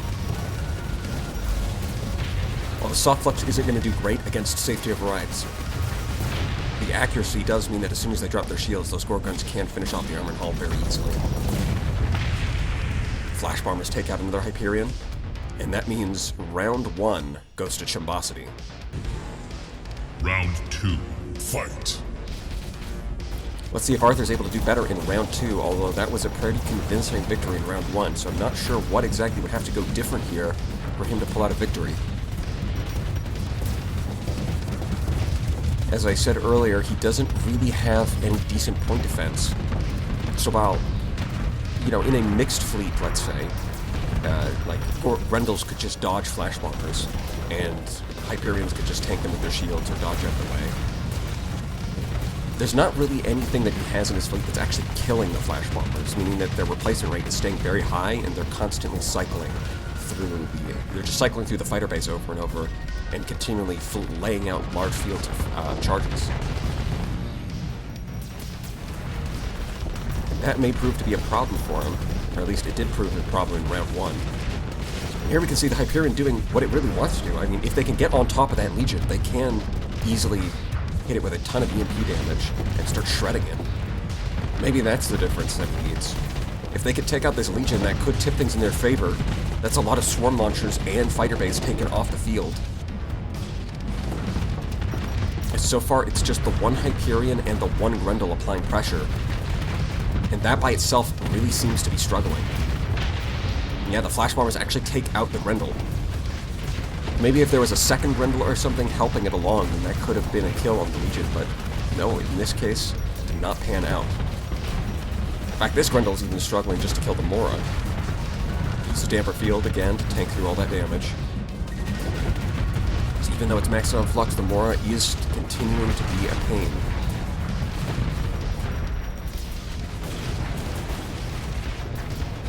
And this is an example of why Moras might be a good choice in this tournament. It's gonna die eventually. It's not gonna win this battle, but, or maybe it is gonna win this battle. Those Gorgons might be a really good choice for the Mora, because they are actually doing some pretty serious damage to the Grendels, and they also have the accuracy to hit the Hyperions.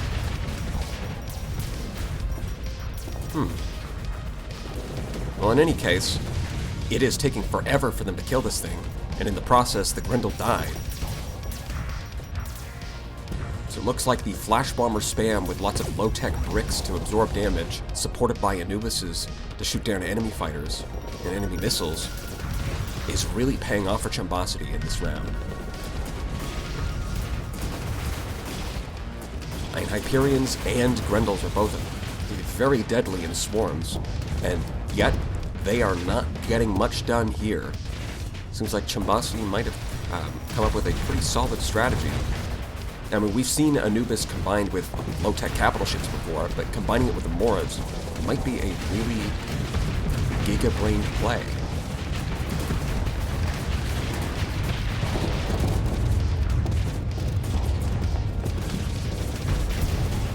And those Storm Needlers are going to shred right through that Hyperion. It's not a common choice on the Legion, but you can run double Storm Needler, and if you want more high explosive damage, then instead of swarm launchers, you can run things like Reapers in the medium slots. The Legion is no slouch when it comes to direct combat damage, in addition to its 4 fighter bays. So it looks like at this point, it's really just the Hyperion stalling for time. I'm sure you can flame out the Legion, but I don't think that's going to change the outcome of this battle. And there goes another one. And Mora survived on a sliver of health. But it doesn't matter. Round 2 goes to Chumbosity. And that means Chumbosity is moving up in the tournament, while Arthr is knocked to the loser's bracket. Up next, we've got AlienSpaceKappa versus David Creed. AlienSpaceKappa bringing another solid high-tech fleet, with a Paragon leading the charge, supported by a large number of Anubises, double-powered and Giga Cannon, as well as Wasps in the fighter bays, and he has 1 with safety overrides and a shrouded Thunderhead. 3 Afflictors, all in on Light Needlers for maximum kinetic damage, not bothering with any antimatter blasters, as well as Lumens with a bunch of burst lasers, trying to play like a Glimmer, are they? And one of them has double anemic elimination and neutron torpedoes. On the other hand, David Creed is going for a very phase ship heavy fleet, using lots of phase ships with safety overrides. Harbingers with phase lances, Harbingers with void blasters, he's even got a Doom in there, and as if that wasn't enough, there's a couple of afflictors. Lots of void blasters in his fleet. Now for the non-phase ships, they're supported by 3 Glimmers, safety overrides, and ion pulsars, classic combination, and 3 Anubises of his own. No safety overrides on these, they're there for the point defense. They'll protect all of his phase ships, since they lack point defense for the most part. Round 1, fight! Well, this has the potential to be a very interesting match. We've got both sides of high tech. One of them relying on shields and mobility, the other side all in on the phase ships. Which side is going to come out on top? Who's to say? Although David Creed has made the interesting choice of going all safety overrides on all of his phase ships as well. So not even regular phase ships, but safety override phase ships. So they've got delicate machinery, safety overrides, and then phasing itself also speeds up time, which means that his fleet is on a clock. They are going to run out of peak performance. That being said, safety ships, taking safety overrides on phase ships can be very dangerous. Looks like the Doom, though, put itself in a very rough position. Its flux is maxed out, and it's just under a lot of pressure from the Paragon. It gets picked off immediately. That is not looking too good for him. And he's the biggest ship in his fleet, and getting picked off immediately is not what you want to see if you're David Creed. The Anubises are doing fine, though, because they're Anubises. Will they be able to take on this Paragon? Probably not. They're relying on Arbalests for their kinetic damage. And a Paragon, it's very difficult to take down. You're going to need a little bit more than that. Whoa, that thing just got popped. Of course, that's what Anubises do against phase ships. It's another Anubis down.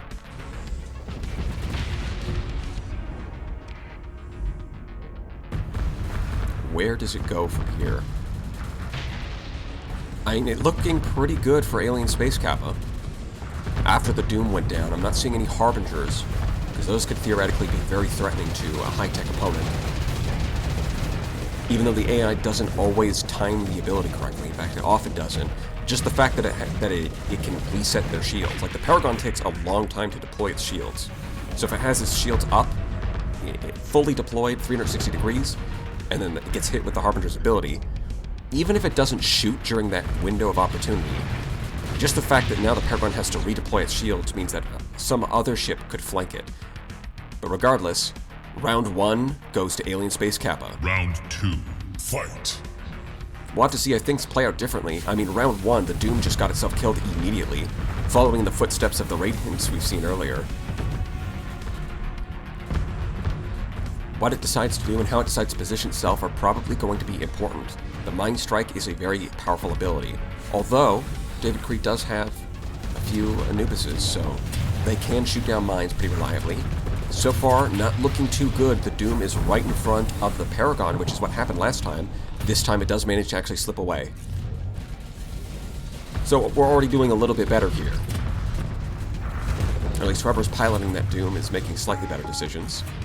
And you can see that the burst lasers on those lumens able to just snipe those mines. The Doom is trying its best. It does have quadruple light needler, so it can do some pretty solid kinetic damage just with that.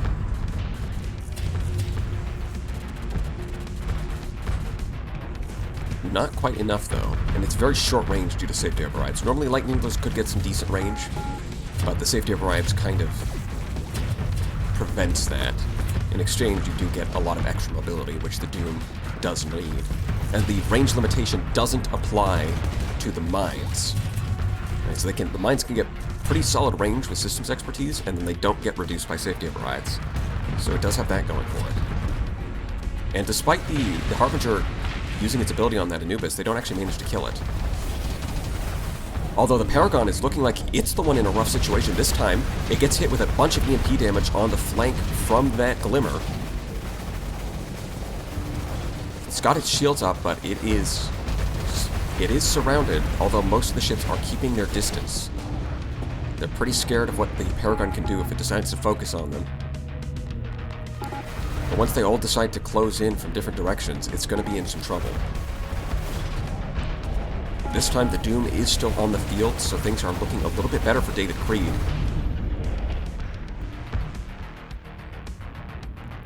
And in fact, things are starting to look even better for David Creed, as the Doom and the Harbinger and multiple Anubises over in the bottom left seem to have cleaned up whatever forces AlienSpaceKappa had, and now they're closing in on the Paragon. It already looking vulnerable before. It was already looking vulnerable before, but now it's not going to be even worse, because it's constantly going to have to point its shields to block those mines. But at the same time, the Harbinger can close in and reset its shields. It's not going to have the opportunity to fully deploy them. You throw in the Void Blasters on the Doom as it's using its mines on the opposite side of the ship, and it takes it out. So it does look like the Doom is a key piece in this battle. If it gets taken out too early, David Creed's going to be in some trouble, but as long as it can survive, it is a serious threat, even to a Paragon. And there goes an Anubis, and it looks like round 2 goes to David Creed. Final round. Fight! So we're going to have to keep an eye on that Doom. It really depends on what the pilot decides to do. It is currently going in for a flank against the Paragon, which it seems to do pretty much every time, although it is getting somewhat distracted by other ships and deciding, you know what, maybe this isn't worth it. Good call. It does seem like if it can survive past the early stages of the battle, things slowly start to tip in David Creed's favor.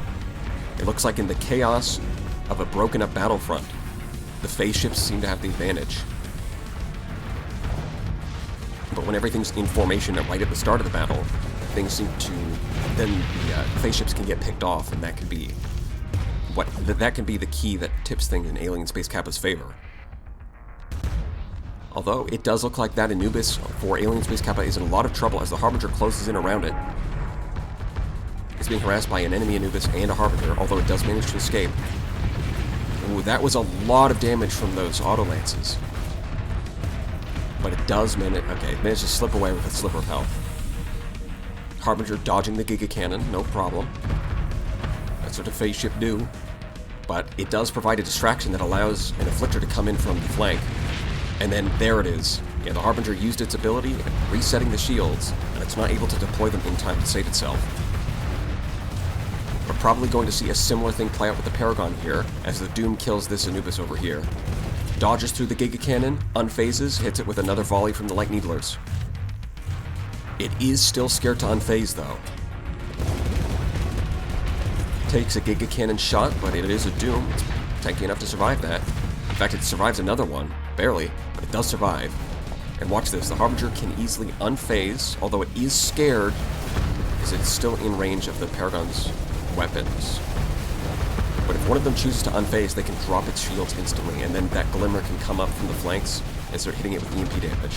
Although so far it looks like that may not be necessary, they may just brute force their way through the shields.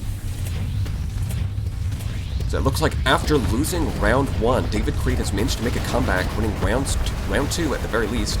Paragon takes out a Harbinger. There's still 2 more. You can see the Harbingers flaming out while they're in phase space. Right, they're at the limits of their peak performance, but that's not going to matter because it looks like David Creed is going to take round 3, making a nice comeback.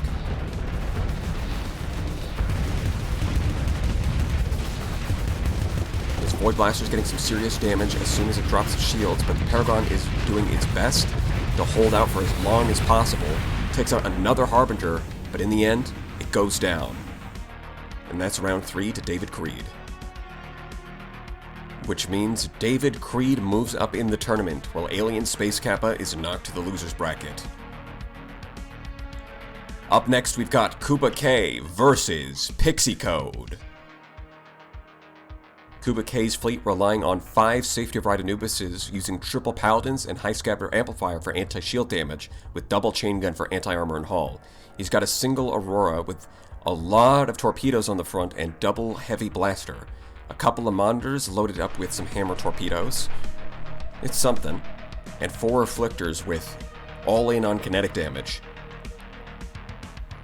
On the other hand, PixiCode, loaded up with a Nova, equipped with threat weapons, 6 Anubises of her own, safety overrides using triple paladins and machine guns instead of chain guns, a Medusa with double Hungering Rift, 2 Pirate Afflictors for that entropy amplifier, no antimatter blaster on these ones though, and finally, a baby kite with kinetic fragments and safety overrides.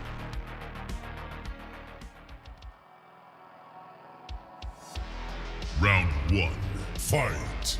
So this fleet is going to give us an example of something we're probably going to see a lot of in the later rounds of the tournament, which is Mass Anubises versus Mass Anubises. There's probably going to be a lot of Afflictors involved too, but I mean 5s versus 6 safety override Anubises.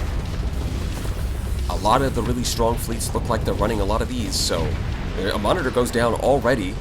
The sheer damage output from that Anubis takes it out, but in turn, the Anubises get taken out by Kuba K's Anubises. The Nova jumps forward. It doesn't manage to finish off that Anubis. It switches target to a different Anubis. That's not too good. It really needs to finish something off with its burst damage. If it has to switch targets too often, it is going to get overwhelmed. Although it looks like it might be able to finish that one off. No, not quite. Ooh, the charges it wasted on the first one meant it didn't actually manage to finish off the second one, and now it's getting surrounded by Afflictors. The voltaic discharges do mean that they can't get... The Afflictors want to keep their distance, but that alone is not good enough.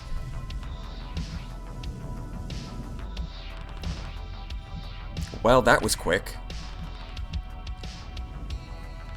Now, the Nova did seem like it had enough damage that it could kill an Anubis in one go. The only problem was it switched targets and ran out of charges. As a result, it didn't actually manage to accomplish anything, and that is not good for PixiCode. Without that, she's just got a bunch of Anubises that are probably going to be overwhelmed by the combination of Afflictors and Anubises on Kuba K's side.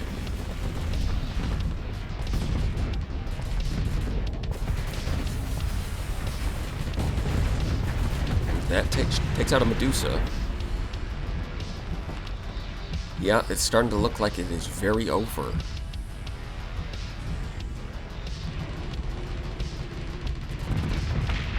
As soon as the Afflictor unphases, it gets popped immediately. And round 1 goes to Kuba K. Round 2. Fight! Well, I do hear that the Nova is considered a very coin flip type ship. Sometimes it dies without doing anything, and sometimes it solo carries your fleet. We're going to have to see if that holds true in this tournament. It carried in round 1 of the tournament, and in round 1 of this match, it died. So I guess so far it seems to be holding true, but let's see if it can turn things around here. That monitor is pulling the attention of a couple of Anubises, but they do manage to finish it off fairly quickly. You can see it is focusing on the Aurora. It's firing off its kinetic missiles. All those fragments going forward, but not quite reaching. Now, the Aurora is a fast ship, but with that Nova burst, the Nova can stick to it if it wants to. It's not even going as far forward as possible. It's kind of trying to sit at max range by the looks of it. And now there's more Anubises showing up. I'm not sure if I should chalk that up as a kill for the Nova, because it really seemed like the Anubises are doing most of the work here.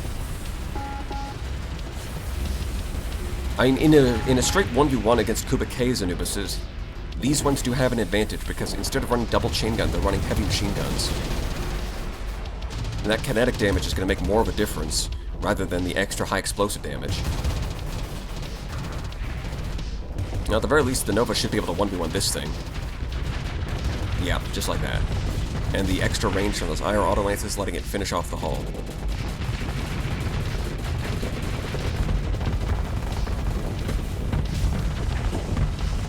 Yeah, I don't know exactly what happened here, because for the most part, PixiCode's Nova didn't exactly go on a killing spree, but her Anubises just decided to win this time, I guess. At the very least, it did keep the Aurora busy, but, I mean, the Aurora's the cheaper one, so if anything, it's the other way around. Round 2 goes to PixiCode. Final round. Fight! I guess this one is really either player's game. I mean, it'd be nice to see the Nova actually do a little bit more. But even if it doesn't, apparently PixiCode's Anubises can just carry on their own.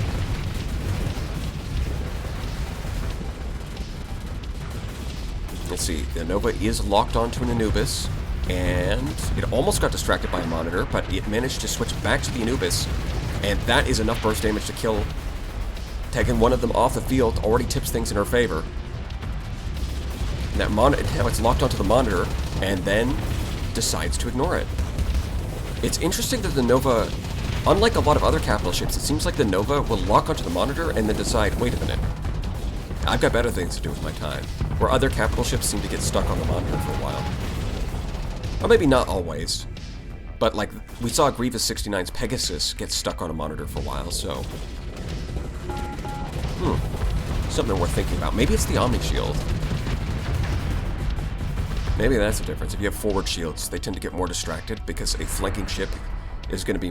well, the AI is going to consider it more dangerous if it gets flanked by anything, even if that thing doesn't really have any serious weapons, just because it can't point its shield in any direction. But if it has an Omni Shield, it can kind of just ignore it and point and just rely on its Omni Shield to protect it. And the Kite did a job. It did its distracting. The Aurora manages to hit a Reaper onto an Anubis. In fact, I'm surprised the Aurora's still around. Although, if it gets locked onto by two Anubises and the Nova at this point, then that's not looking good. Starting to look like Kuba K might be cooked. Because I'm pretty sure, while the Nova does have its issues, at this point, I think it's a lot more valuable than that Aurora. It's bringing more to the table. The fact that it managed to, like, it only killed one... It didn't go on a massive killing spree, but just killing that one Anubis early on does tip things in her favor.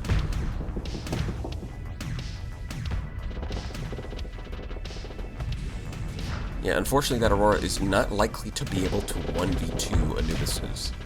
He might be able to 1v1 one of them, although with Temporal Shell they would probably just run away anyways, so I'm not sure it would even kill them. Never mind, I guess with Temporal Shell they win. Round 3 goes to PixiCode.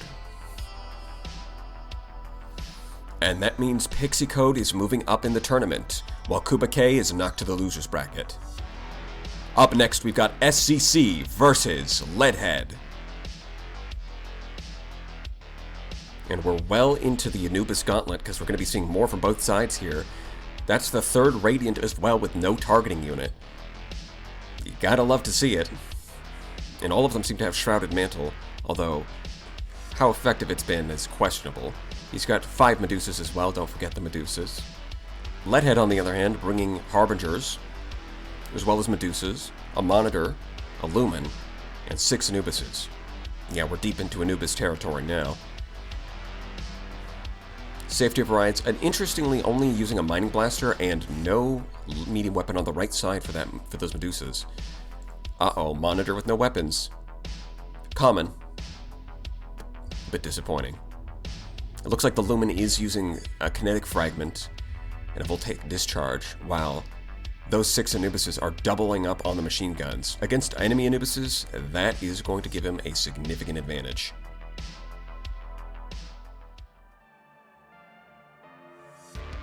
Round 1, fight! The fleet moving forward together as a high-tech formation. Anubises, Medusas. That's a lot of Phase Skimmers, actually. Phase Skimmers and Temporal Shell makes this a very mobile fleet on top of their high base speed. But of course, the enemy is using phase ships and their own Anubises. So that's not exactly an advantage. It's more like both sides are very mobile. But of course, when it comes to this Anubis v Anubis action, it's going to be Leadhead who has the advantage, especially when it's the double machine guns. They're going to struggle a little bit more to do hull and armor damage, but they are going to win the Flux War.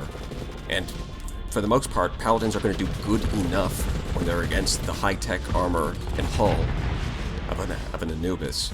So the fact that they would struggle against a low-tech ship isn't really relevant here. And some of his do bring a single chain gun, so it's not like they would just auto-lose to a low-tech ship.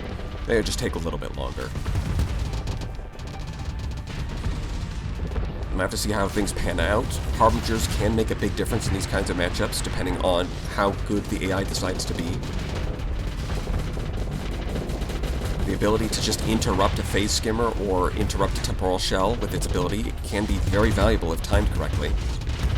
Although the Radiant did trigger its Shrouded Mantle, it's now just surrounded by, wow, that is, yeah, triggered it again. Does not matter. Safety overrides means that they can easily stay the surround. They maintain their surrounding formation, making the Shrouded Mantle look like a complete joke. That is probably the hardest I've seen a Radiant get bodied in a while.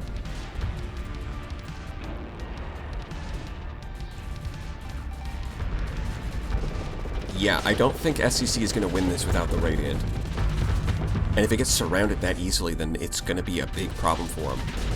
And it's not like the Anubises have a good matchup either. Leadheads have a good matchup against his, not the other way around. So if the Anubises can surround the Radiant, they kill it, and if they can 1v1 the Anubises, they kill it. So it's really gonna... If SCC is gonna win round 2, he really needs his Radiant to pick them off one by one.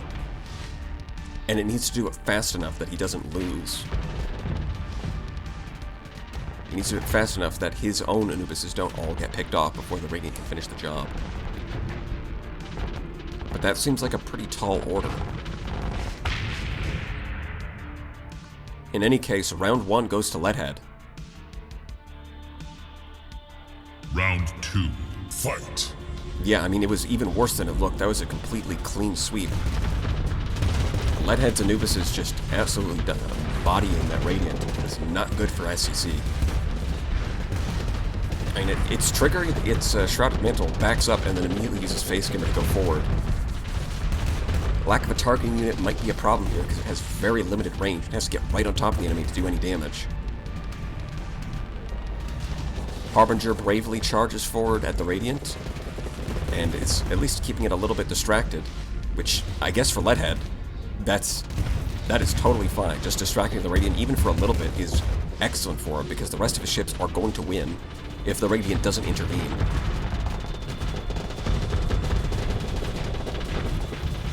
Yeah, it doesn't look like it can pick them off because even if it does get more or less a 1v1 against an Anubis, it can just run away when its flux gets up. And they can continually do that until the Radiant is isolated and then it gets just absolutely shredded. Yeah, apparently the fact that he's only got a few chain guns to go around is good enough against the armored hull, even against a Radiant. Now that is scary. I mean, Leadhead might have the best safety override builds here. Might have the best Anubis build, and that alone, with how strong the Anubis is, might be enough to carry him to victory. Not just in this round, but in the tournament. Of course, there are other similar builds at similar power levels, so we'll have to see if differences in fleet composition can shake things up a bit. But this is definitely one of the contenders. Yeah, round 2, another flawless victory. And that means Leadhead is moving up in the tournament, and SCC is knocked to the loser's bracket. Up next, we've got Big Brain Energy versus Mudsson. You know, it's funny, because in Season 1 of Brawl King, I beat Mudsson in Round 2, and it looks like I'm poised to do it again. Sorry, nothing personal, kid. You know I've got to do it to him. And as you can see, my monitors actually bring in antimatter blasters, so that they are threatening. On top of that, Anubis's no safety overrides, which does make some matchups worse, but I do like having range on those paladins. One Afflictor, just for that entropy amplifier. It's got some nice damage itself. Got an Onslaught, relying on both shields and armor. Going very tanky with that one. Harbinger, for that gambling. On the other hand, Mudsson. That's a Legion with swarm launchers and flash bombers. You've seen a few of those before. On top of that, Grendels with safety overrides and some short-range weapons. Another good choice. He's got his own Anubis, using the Abyssal Glare instead of a Giga Cannon, at least for the one that can mount shrouded equipment, but they're all running more flash bombers, which is probably not going to go so well against the Anubises on my side, but we'll have to see. the matchup really depends on, like, Flash Bombers are going to do a lot better if the Anubises are running safety overrides, but mine aren't. So I think that gives me a significant advantage there. He does have his own Afflictors, in fact 2 of them. He's a very strong ship. He's got Omens of his own, or 1 Omen of his own, and a couple Monitors. No weapons. We'll have to see how it pans out. Round 1. Fight! As always, the Anubis is forming up at the front of the formation. The Sparks all kind of swarming over the Afflictor, moving together in a big cluster, trying to protect the frigates at the start of the battle. And between the Sparks and the Paladins, I've got a pretty good defensive net. It looks like so far none of the Flash Bombers are even getting close to my fleet, although there's a clump of them forming up. They are actually managing to... They do manage to breach the point defenses, but the Anubis is able to dodge out of the way using Temporal Shell. And the Legion overloads just to the thermal pulse cannons, although it is at maximum range and it looks like nothing is able to really capitalize on that overload. It is a bit odd that the Legion chose to overload just to the basic thermal pulse cannon. Although fortunately for Mudsson, that did not actually lead to any kind of... It didn't lead to any further action against his Legion. So far we've got Monitor v Monitor in the middle. Mudsson's Monitor distracting a lot of Anubises. Although, oh, the Harbinger comes in, and it does actually get a Phase Lance shot during its Quantum Disruptor, but not enough to kill it. Meanwhile, my Monitor is now pushing its way forward and distracting his Anubises, so I guess fair is fair. This Anubis might actually kill this Monitor in the top left. We'll have to see. The other one takes over, and yeah. The first one backed off, but the second one managed to finish the job, and now the Legion is very vulnerable. It's being attacked by Anubis, Omen, and the Onslaught. Scintilla's there to back it up, but that is not going to... Yep, that is not going to scare anything off. Here comes the burn drive. Bonk. Just ramming that debris. Why not? You've got the armor, you can take it. Here we can see the Anubises with the double machine guns proven to be very solid against enemy Anubises.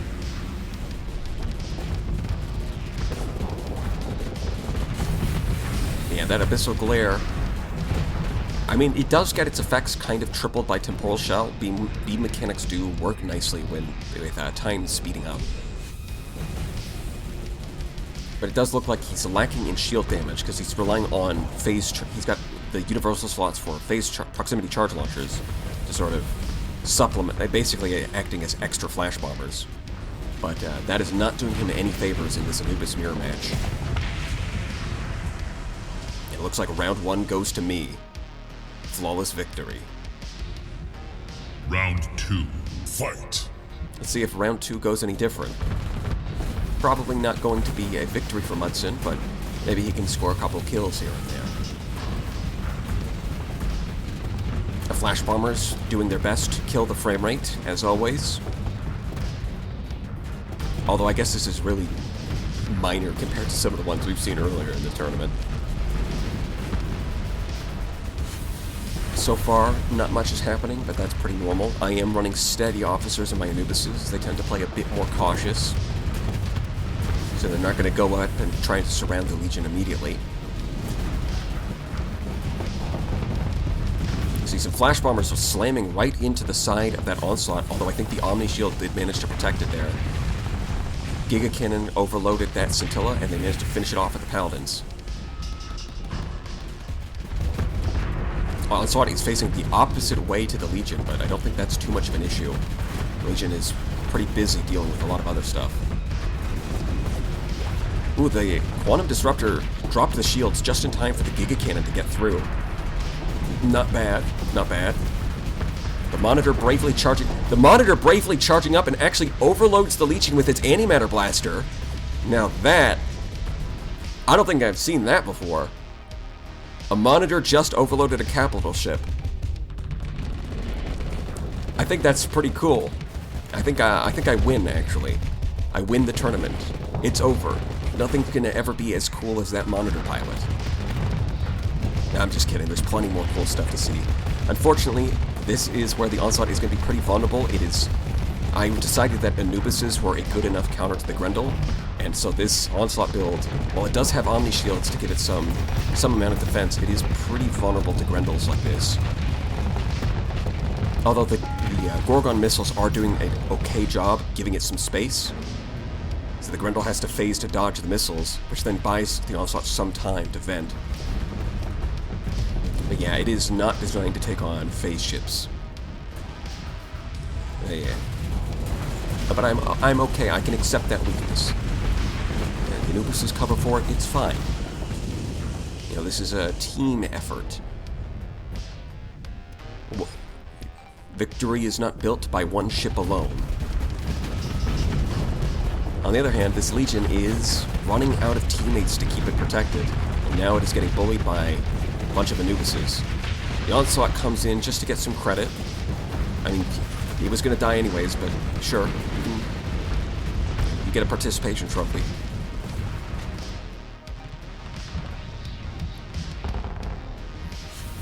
Well, the Grendel is still alive, but it's in a phase duel.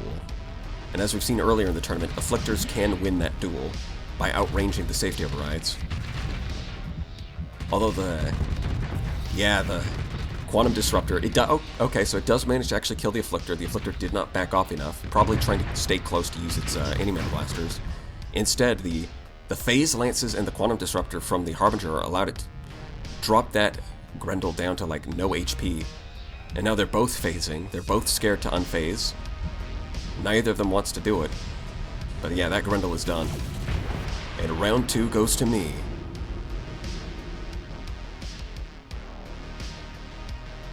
Not quite a flawless victory, but it does look like I am moving up in the tournament, while Mudsson is knocked to the loser's bracket.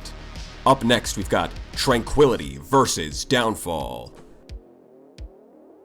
Tranquility, the winner of Season 1, showing up with another very strong-looking fleet. 6 Afflictors, 6 Anubis, safety overrides.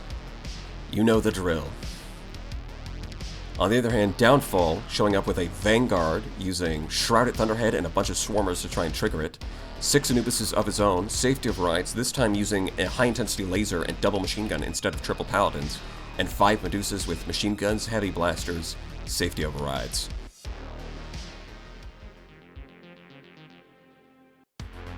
Round 1, fight!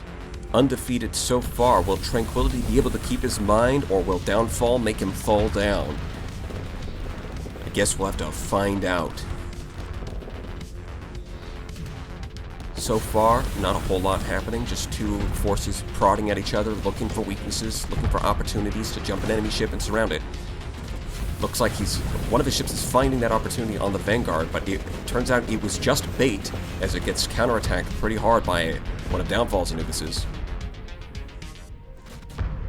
And the Vanguard is pretty nicely poised to deal with Tranquility's Afflictors, and his Anubises. He does have a somewhat lackluster anti-armor profile on a lot of his ships. Although it looks like the high-intensity laser, that Anubis is able to get close enough that it can apply continuous pressure to that Afflictor, and the Talons are keeping it constantly in phase. It gets killed instantly as soon as it unphases. That's a good start, being able to pick off those Afflictors and make a big difference in the long run. Although if I'm looking at the top left, it looks like it's Downfall who's mostly losing Anubises here. And that means that Tranquility is slowly starting to take the advantage. But hey, the Medusas are still doing alright. Nobody's taken a decisive victory yet, but both fleets are pretty decentralized. They're not relying on any big capital ship that can swing the fight one way or the other. So it can be a bit hard to tell who's winning when everybody splits up across different corners of the map. Although I am inclined to think that the debuffs applied by those Afflictors does give Tranquility the edge. Medusa does go down. Yep, there's an Anubis. Yeah, I don't think Tranquility's lost any of these Anubises.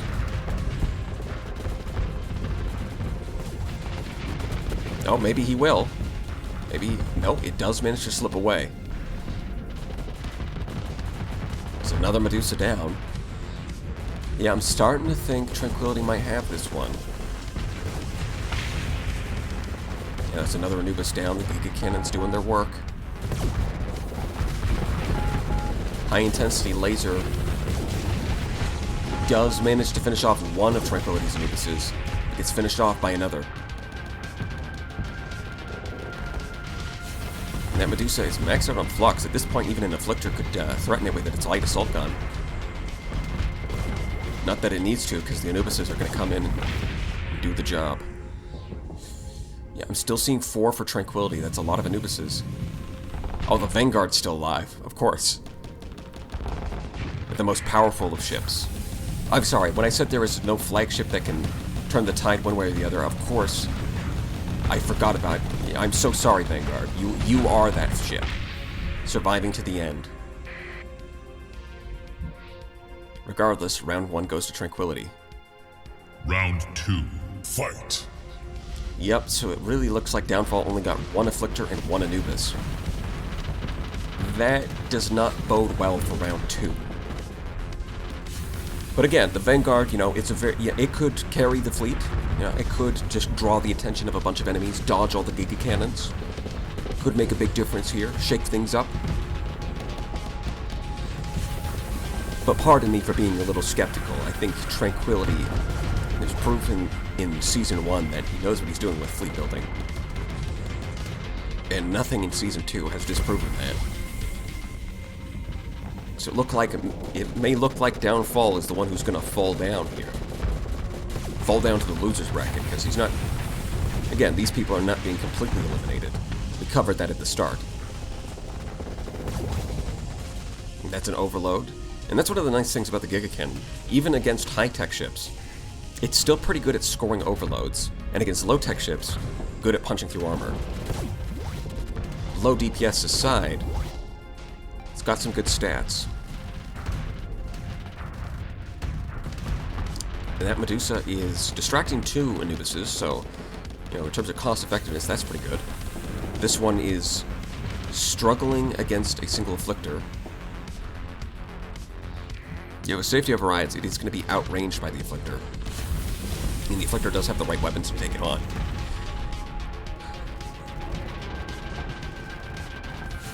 If it continually gets harassed by Talons, it might run out of Flux, and then they could finish it off, but it is...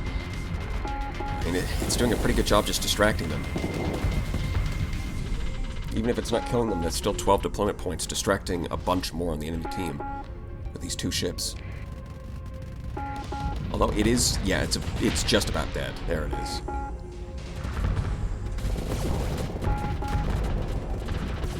Yeah, everybody's starting to run out of peak performance, but I don't think that's going to matter too much.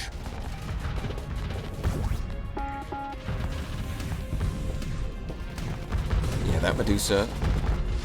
It can use its face skimmers to get some distance, but Temporal Shell lets the Anubis keep up and clean up the kill. And now they're surrounding the enemy Anubis. There it goes. Slowly but surely, Tranquility is chipping away at Downfall's fleet. 6 Afflictor, 6 Anubis is very simple, but the math checks out. Anubis is kind of strong, at least a little bit strong this patch, and the Afflictor, even after the nerf, is still really good.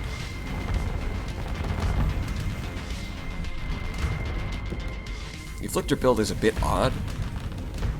I mean, he's only got like... he doesn't have that many light needlers. Normally people, even if when they do the kinetic build, they usually go 4. We'll have to see if it pans out against other players, but for now, Tranquility wins again. And that means Tranquility is moving up in the tournament, while Downfall is knocked to the loser's bracket. And that's all the matches we have for Part 2. Thank you all for watching, subscribe to Mr. G Gaming, and I hope to see you soon in Part 3. This has been Big Brain Energy, signing off.